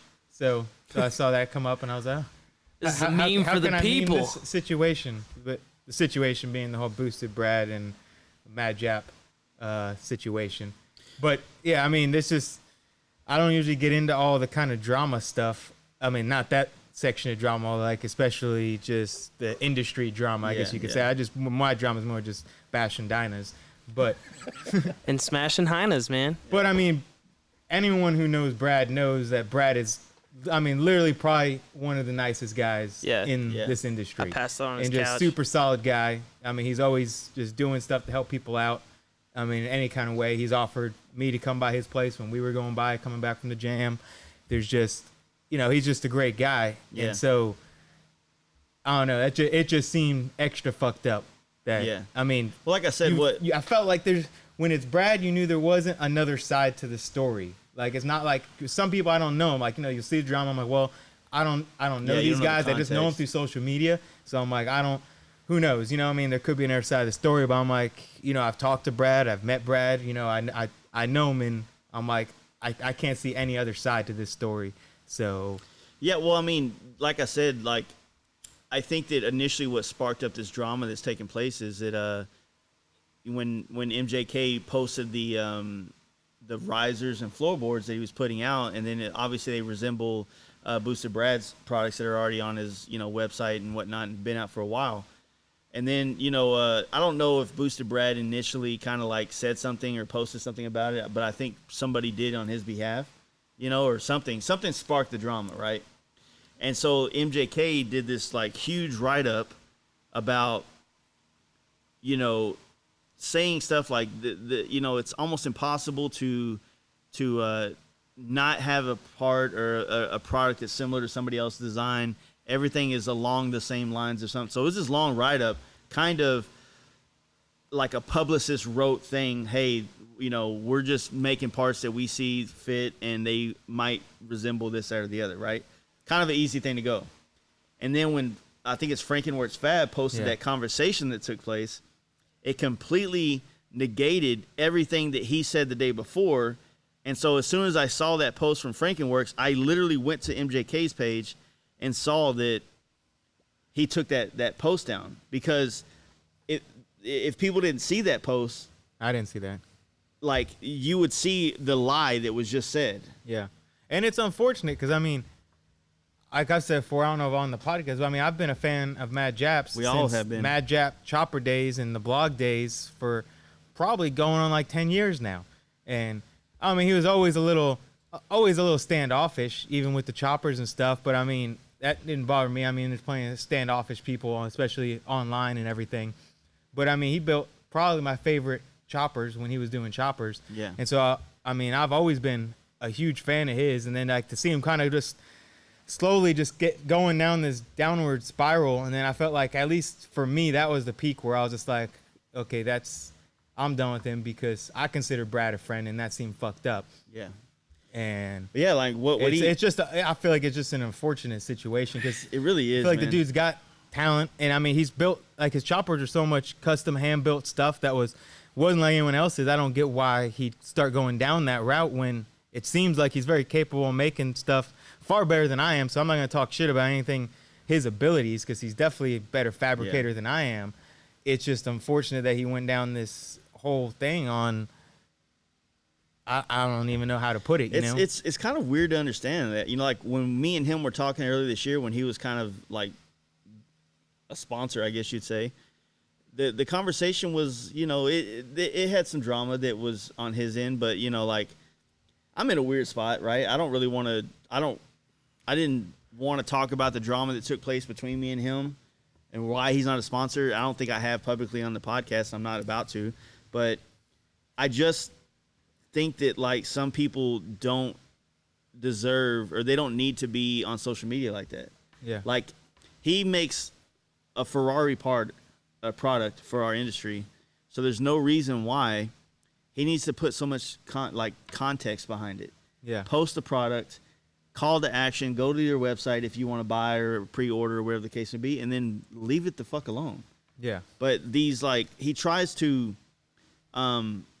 have these conversations with people, and he tries to defend himself online, and more so digging himself deeper and deeper and deeper into like this a hole, basically. You know what I mean? That's why that's why it's kind of unfortunate to watch. It's just like I don't know. I'm not gonna pretend like I know why what's going on is going on, but he needs to listen to Joe Rogan's podcast and stop responding to comments. That's basically all it is. Isn't weed legal in Canada? Yeah, he needs to smoke some. But at the same time, man, like I said, I don't know like whether or not his MJK's recent post about context is true or not. The bottom line is he said he was going to copy Brad's parts. He fucking copied Brad's parts and put them out there, right? Yeah. That's null and void.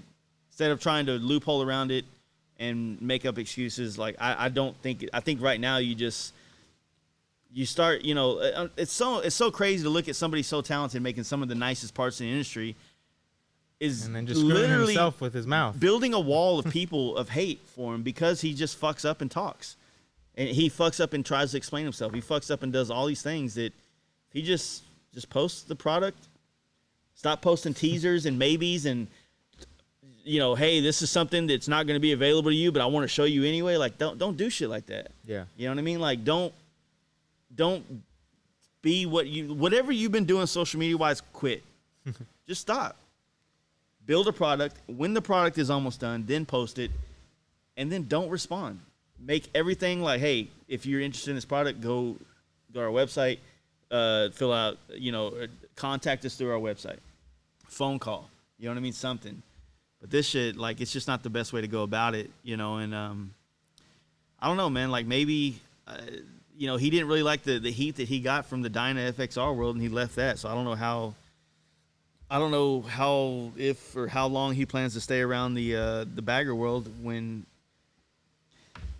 you've made so many enemies, man. Like, yeah, you know, who cares about the customers if everybody, like all your peers hate you? Yeah. Like, where do you go with that? Like, I don't know. I mean, yeah, you're gonna have customers, but if your customers got to defend you and fight your battles, that's not something I want. Am I gonna get a discount for that? You know, can I get a cheaper product if I got to go to Sturgis and tell everybody how great you are, even though you can't go to Sturgis? Yeah. You know? No, it's a weird scenario, man. And I mean, it sucks, man. I don't wish anything bad on him. I wish that he could just find a solution, and maybe it's just owning up to shit and just, you know, new year, new me shit, you know, in a couple months. That's the only way he's going to get over it. Yeah. Sucks. But don't talk shit about people in the industry that's loved. Yeah. Like Mr. Brad Barnes. Yeah, exactly. I don't know. On a brighter note. What do you got for a brighter note? So you doing Sturgis next year? Yeah, it's 80th. Yeah. Yeah. Got to go get my live to ride on.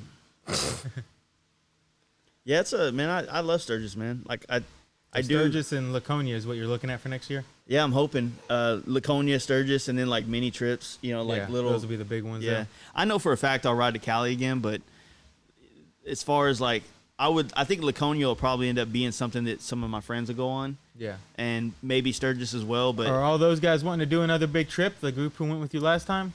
Dude, yeah, like Big Will Cody and shit, like he all the time. Like we were gonna go to New York together in September. Yeah. And the only reason I ended up having to back out the New York trip is because of the SEMA shit. Yeah. So those guys are pretty stoked on that whole thing. I mean, I know Cody is. I don't know about everybody else in the group. Like it's kind of the same thing. Like back in the bike club days, whenever the bike club did it with me, not everybody at the end of the trip was like literally ready to go home, you know, get some ass and then get back out on the road. You know what I mean? And I was, you know, and some people are, but like I said, that open road shit is like, it's different for everybody. And I think a lot of it has to do with like the time of your life when you experience it, you know? Like I said, it's definitely not for everybody too. It just doesn't do the same thing for everybody. Some people are just itching to get home. Some people can't, or dreading going home. You know, I mean, everyone just kind of. And that's what sucks. Some people like, don't mind just leaving on the side of the road and you know, putting down a bunch of miles. You know, like trust me, it's not like I don't want to come home to my wife, because usually that's what makes me want to come home when I'm on the trip, or pretty much all the time.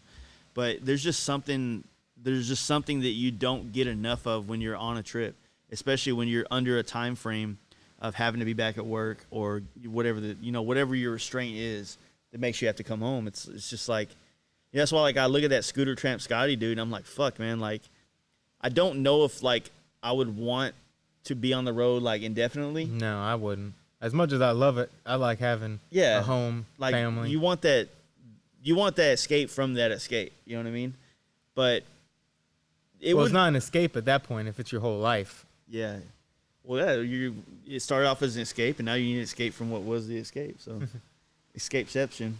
But no, I don't know, man. Like, I would totally love to be on the road and do all that shit, but I don't know, man. You got to find something that's, or maybe you just got to experience all of it, because there's parts of the country we both haven't ridden yet.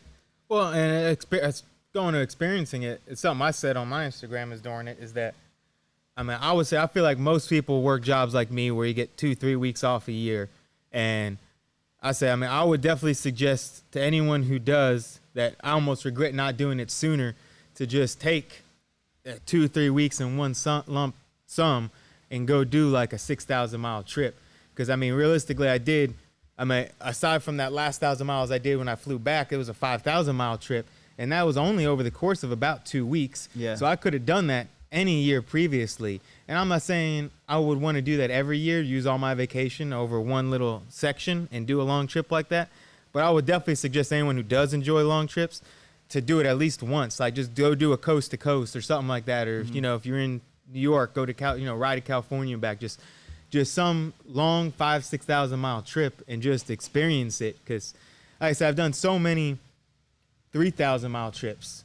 Yeah. But I'd never done one that big. And now seeing how I could have done that any of these previous years. Yeah. That's what I was thinking during it. I was like, I can't believe it took this long to do it. Like, how much better, instead of just going to the East Coast and back and doing 3,000 miles, how much better it was doing that, going all the way to the West Coast. It felt like a whole different trip, just going, covering the whole entire country. Trying to think of the excitement it would be to know that, like, because usually, like, for me, when you have a destination you're going to, there's a part of it that's kind of like you're kind of sad about it. It's like, oh man, like once we get to NorCal, we're turning around, we're headed home from here. Yeah. And so, like, even though there was a plenty of shit that we were gonna do and experience on the way home, that's why you fly home. You don't got to worry about the return trip. That was like, the best. I think that was. I mean, as the next part of my trip is, like I said, it's supposed to be the best part, but it was super cool going somewhere and not having to come home, because it's like, I don't know about you, but it's not that I don't enjoy the ride home, but it's just so much more depressing. It is. Like, even like you were saying, like, even if you're seeing cool shit, like even if I was gonna come home and go through Colorado and see all these cool mountains, it's like, it's still the return trip, and like you're just waiting to get home, and it's just, I mean, not waiting anxiously, you're just waiting, like, you know, this, I'm about to be home, and it's just in the back of your mind. Yep. But when you fly back, it's like you never have to deal with that return trip. So yeah, that's what I kind of want to do, is just keep riding bikes to California, leave them out there and sell them.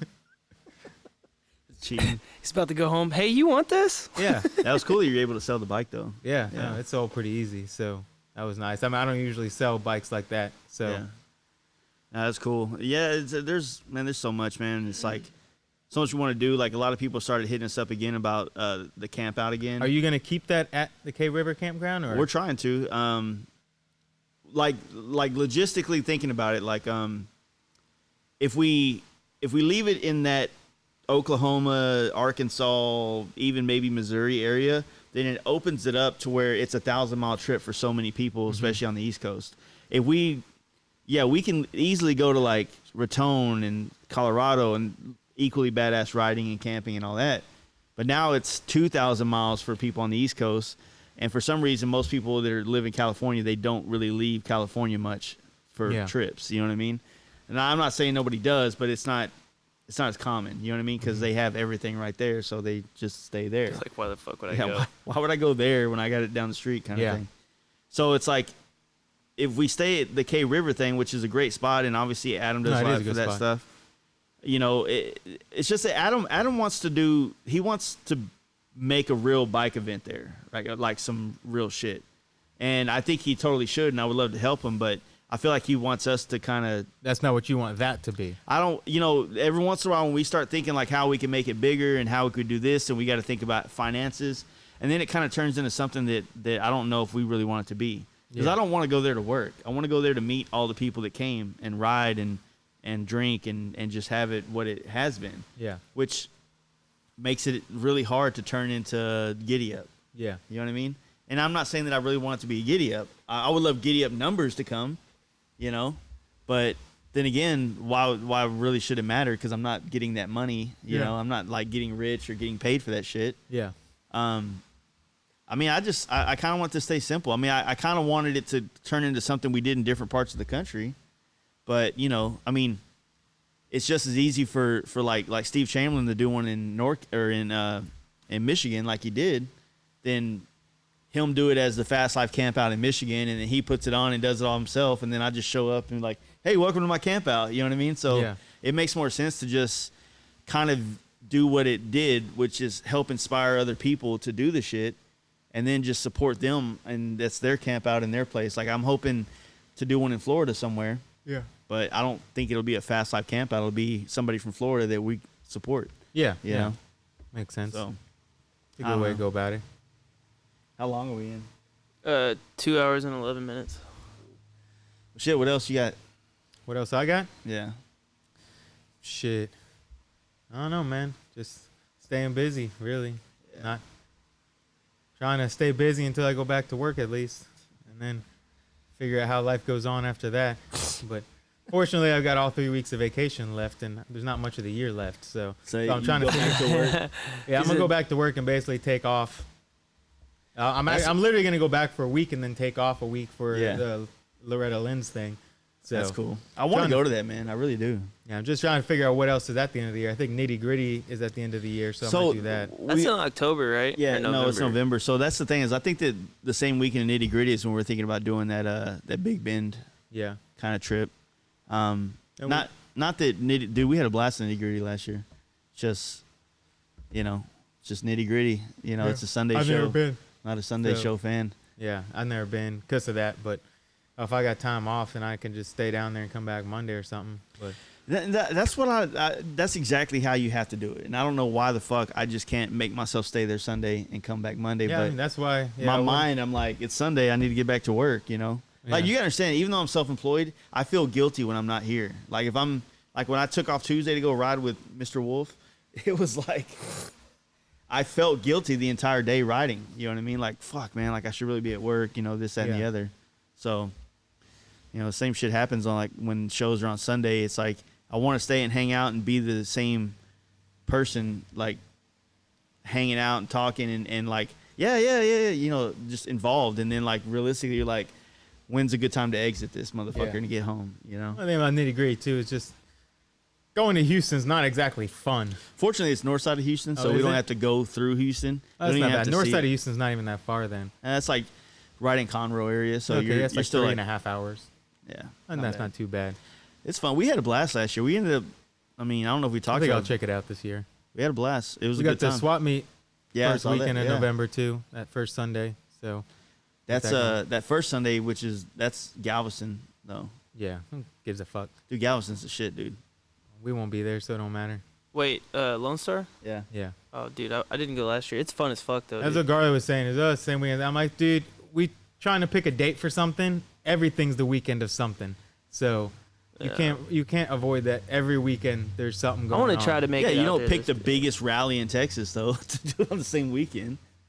Dude, most of those people that would go to that rally ain't going to swap meets anyway. Dude, that rally has been picking up to where more and more of like our genre or generation of motorcycling is starting to becoming more prevalent there. But it's just a good time, man. It's like the close out of the year big event like that. You know what I mean? It's a good time, but it's Sunday, so most people are coming home Sunday. Yeah. But I don't know. Yeah. Like you said, you can't really pick them all. We ran about like 10 people. Now one person mentioned that show, so none of them were going. So I'm down. I haven't been to a show at all this year. Well, he's taught his show. His is the swap meet. Yeah. Yeah, but I'm saying for me, but I'm down. Yeah, I guess the other thing is fucking Galveston. one thing you might get this sometimes too. Is people say how lucky you are to do all the riding across and stuff. Dude, I don't know if it irks you as much as it does me, but that shit's driving me crazy since I've been off. People talking about how lucky I am to get to go ride around all summer. Yeah. Because I mean, yeah, I got fortunate that I'm on short-term disability for the entire summer. But at the same time, what I think people forget is like most people I know who go on short-term disability at my job are making like 40% of my paycheck. They're stuck at home eating like ramen noodles because they can barely pay their bills. Yeah. Right. There's more to just luck to it. Yeah, I got off of work, but you talk about people trying to afford to go do trips and stuff. The only reason I'm able to is because I save a lot of money. Yeah. It's like it's not like this stuff is free still. I mean, you still got to pay for it all. Your cost of living isn't right at the cusp of how much you have to make to you Exactly. actually make. Yeah, and then Yeah. having money set aside so you can go do this kind of stuff. Because, like, I don't know, so many people, oh, it's so lucky, you know, I wish I could get hurt and my job would just pay for me. So I'm like, dude, my job's not even paying enough to cover my bills right now. It's just lucky we have a big savings account. And Right. so, I don't know. That's one of those things. There's always that too. I mean, on the flip side, it's like a lot of people would be like, well, you know, you're lucky you get to do that because you're self-employed, or That's what I mean. I'm sure or you get you're, it too. You know, like you just take the time. Like these are the same people that I hear that from, and then 2 weeks later I see them in Miami or in the Bahamas, and I'm like, you know, Or like, sitting on a $900 car note. yeah. Yeah. So it's like it's all choices, man. It's like it does boil down to that. It's like, Well, that's what everyone who says I've been so lucky. I just want to ask them if they were out of work for 6 months, making 40% of their pay, how much money would they have to spend on traveling the country? I had a dude. And mind you, my wife doesn't really work. Yeah. So that's all on me. I had a guy that was, you know, kind of saying like, you know, the reason why he loves the podcast but he doesn't support it Patreon wise is because he's like, if I have to, it's like I want to do the shit you're doing, so I don't feel like I should give you $1 so that you can go do what I want to do. You know what I mean? Yeah. And I was just like, man, that's I guess, you know, like I don't know, man, like That's interesting. it's like, well, you know, thanks for listening. Yeah. It's weird he even told you that. Well, I mean, he's a cool guy, you know, but I mean, It's Steve, I ain't think it? no, I think a lot of people like when this is something me and Dan talk about a lot, but I think a lot of people think that because most people's like I don't really talk about my problems on here, like the shit that's not right. I might say You things used to. here, yeah, I used to. Well, I might say little parts about it, but it might not be taken in the same context as the reality that it is. You know, it's like I just crossed 25,000 miles on my brand new bike, but that's because I haven't had a vehicle to drive anywhere for almost a year. Dude, it's the same exact thing. Like, I'm so lucky, but I've done 3 trips to South Texas this year in an 86 F-150 with no AC. Yeah. You know, that gets less than 10 miles per gallon. So it's like, yeah, I'm lucky because I don't have a brand new truck and stuff like that. You know, I mean, it's. And I think, people, you know, people don't care about those other sides. They're just like, they want to have all that nice stuff and then go do all the fun stuff as well. So, I mean, that's kind of like when you were asking about building another bike. And the reason I don't have, I mean, when we met, I had 2 bikes and then I had 2 FXRs, a fucking T-Sport, and a goddamn bagger last year. And now I have 1 bike and I'm, you know, making that 1 payment. Yeah. I don't really, you know, like I've put so much more back into this podcast with, you know, these trips I've done this year has been to create content. I mean, yes, selfishly, yes, there is things I want to do this shit. But I mean, isn't that like the whole goal of everybody is to find what they really love to do and like try to learn how to make money doing it? Oh yeah, if anyone's hating, they can go do it. Go start a podcast and go travel and see how well it works out. And the thing that's funny to me is like, if it's so easy. I mean, if people act like, you know, oh yeah, that's what I want to do. That's so easy. Go it's do like it. you would tell people, you know, when you really, me and Dan were talking about this, and I don't think Dan's as vocal about it as I am, but it's like when you think about it, right? $1 a month, right? That's $12 for a year. Like I spend more than that in a gas station, like run. Like, hey, dude, go to gas station, get 2 Monsters, and get a bag like of fucking twice cashews. a day. You know what I mean? Like when you're trying to tell people like what it's for, it's like the same thing. It's like that dude Aaron Coit when he fucking sent me $500 because he knows that like I'm not struggling, but I'm not necessarily like living some life of lavish that you know, whatever. You know, I have a nice bagger at the sacrifice of no vehicle to drive anywhere, you know, or, you know, just, it just sucks. Cause like the flip side is on social media, you don't want to put all your problems out there and be like that Debbie Downer, like, woe is me kind of person kind of thing. You don't want to put that vibe out there. And the same on this podcast, you don't want to like make people feel bad so they start donating to your podcast, but you just want to be like, look, dude, like what Dan does, like seeing him ride across the country and the content he's bringing to the table, like I want to do that. I have, a solid group of listeners to this podcast that I think would enjoy that. And you just kind of like try to figure out how to get them to give you $1. It's like the fucking homeless stupid. guy on the corner. Yeah, he makes more money than I do though, for sure. But no, it's. I think Dan, what he does is he does all the giveaways for his Patreon, so that's a real big incentive for people to help him out. I've been giving money to your Patreon forever. I ain't got shit. At least I won something on Dan's finally. What'd you win? Fuel bottle. Fuel bottle. Oh, if you would have got a knife made by Nick, that would have been way cooler. That would have been way cooler, dude. Yeah. I mean, the fuel bottle Yeah. works. I carry them. I mean, I carry 2 with me on my trip. Just 'cause, Yeah, I'm sure you I don't probably go need through them this- though. I don't go through the desert solo without gas, food, and water on me Yeah. at all times because you never You're a know. survivor. You never, man. And you're trying to break down in the middle of the desert with nothing, no water, no food. Oh, you're dead. You just wave somebody down, or you call AAA. Well, you got no service. Yeah, bruh. Surprisingly, I have more service in the middle of the desert than I do in this shop right here. And dude, I've never called AAA my entire life for a car or a bike. Well, you could call your I've insurance. never even thought about doing that. Your Yeah. insurance usually has, like, if you have full coverage, you can have the option to have a. Yeah, but where the fuck? What Don't if they you're in still the charge middle you? of Arizona, 300 miles away from any town? Then they have to come pick you up. That's the job. Don't they still charge you though? No, the insurance pays for that. Okay, well, what if you got to sit there and wait for them, and they're in Flagstaff, and you're at the New Mexico border, 3.5 hours away, and you ain't got no water, you ain't got no food, and the fucking sun's 3.5 hours. You sit on the other side of the bike where the shade is. Well, some of and us you ain't driving think big about old life. couches, that give all that shade. Well, you could take some of your shit off the bike and you can make a little tent on the other side of it. Because I know if you're riding across the country, you're probably going to take a tent or something, sleep in a hammock or something, and turn it into a little canopy. As long as you can get out of direct sunlight, you should be able to make it. No, man, you need water, man. If you're Y'all act like driving like if every desert Y'all that act has a like- highway in there, it has some goddamn Joshua trees. No, or something y'all next act to like it. we don't all live our lives fucking severely dehydrated already. Oh, here we go. I'm just saying. I stay hydrated. Well, yeah, Life. because you don't drink beer, dude. Yeah. Anyway, but yeah, I don't know. It's Well, man, you ain't worried about breaking down. You're on a 1.5-year-old bike. Yeah. Dude, I'm on the bike. The fucking M8 motors have been blowing up more than goddamn Evo motors the last couple of years. You want to try that theory out? It's true. Dude, people are buying these bikes brand new and they're popping.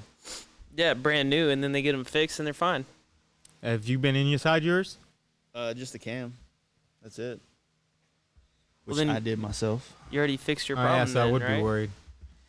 I was worried going to California, but I made it back, and then I was worried going. Like I said, I always worry leaving, but once I get there, I'm like, fuck, everything from here, like, this is the absolute worst place to break down, and from here on, it's just a better place to be, Like, if you think about it, like, if you're worried about your bike breaking down, once you make it to your destination and you're on your way back, everything on your way back is like, that's when I start riding like a dick and riding an asshole and being hard on the bike. Because I'm like, fuck, this is better than I was yesterday. I'm closer to home, you know what I mean? That's my, Your fucking logic, man. it's worked out so far. Only time I didn't make it home was when the bike got stolen.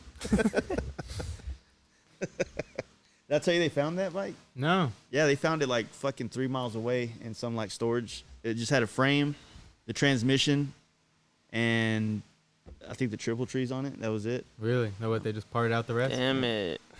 And it was just all black paint job and stuff, right? Yeah, it was all black. Yeah, it had my sissy bar on it. I forgot about that. I'm sorry. I'm not sorry, though. I'm not the one who fucking left the keys in it.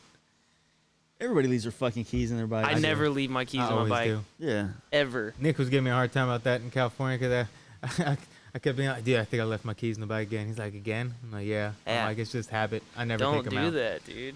It's easier, like, once I go through a wiring harness, I just remove the whole key altogether, and then you don't got to worry about it.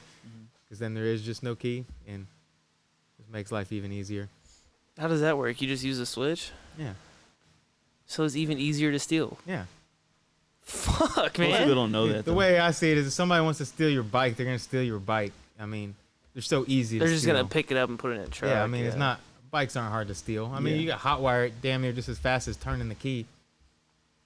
I mean, if Dude, for they used to- you, on sport bikes, they used to just have another ignition, and you could reach in the fairing and unplug the ignition and plug it into your new ignition and turn it on. It's like same thing as a Harley. At least I mean, I know. What? Oh, yeah, the Dynas are break- the same, right? Yeah, their keys right there. You get those wires behind it. Just pull those wires out and just connect them, and bam, you're good. Good to go. Who needs a thanks for fucking key? telling everybody in the podcast how to steal my fucking bike, dude. I mean, it's Nobody simple. wants it. Yeah. Yeah, nobody wants it. It's a Dyna. Wobble through this world. Actually, that thing doesn't wobble at all. I've got Looks like that your shit. Exhaust is touching the frame though in the front. I hope so. Yeah. You didn't see how we dented it in I there? fucking did you torched do it, that? dented it in so it would quit hitting the frame. It looks like it's still hitting the frame. Oh, it still hits the frame. Yeah. It's been So doing it's that like you since I dented got the it. wrong spot. That's what keeps his bike square in the fucking thing, so the doesn't motor's move square, so it around. doesn't wobble, right? You got the extra point of contact for a fucking motor mount. I might have fixed some problems. Anyway, yeah, it's all But good. hey, man. it's running. So That's all that matters. Dude, yeah, it's running great, man. I haven't had any problems with it. not since the Justin, transmission. yeah, Justin did a good job with that shit. Yeah, Hang 'em fucking high. leaking or anything. It dude. doesn't leak at all now.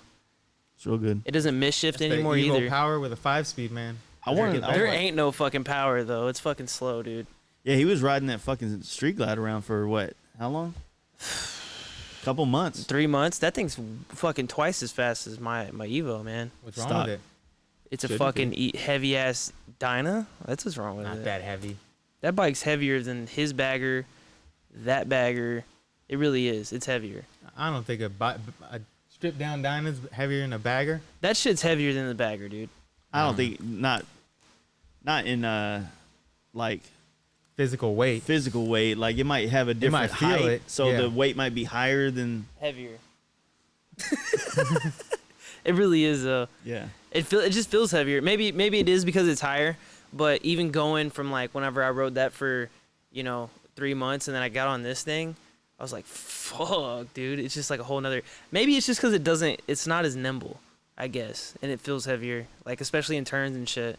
Like this will stay straighter longer because I have like, I got the race check drop ins and shit. It feels like a lot more stable, Mhm. but that just feels like it'll go. Like if you lean it, it'll lean, and you can whip it around. It's Yeah. weird how much more nimble that feels.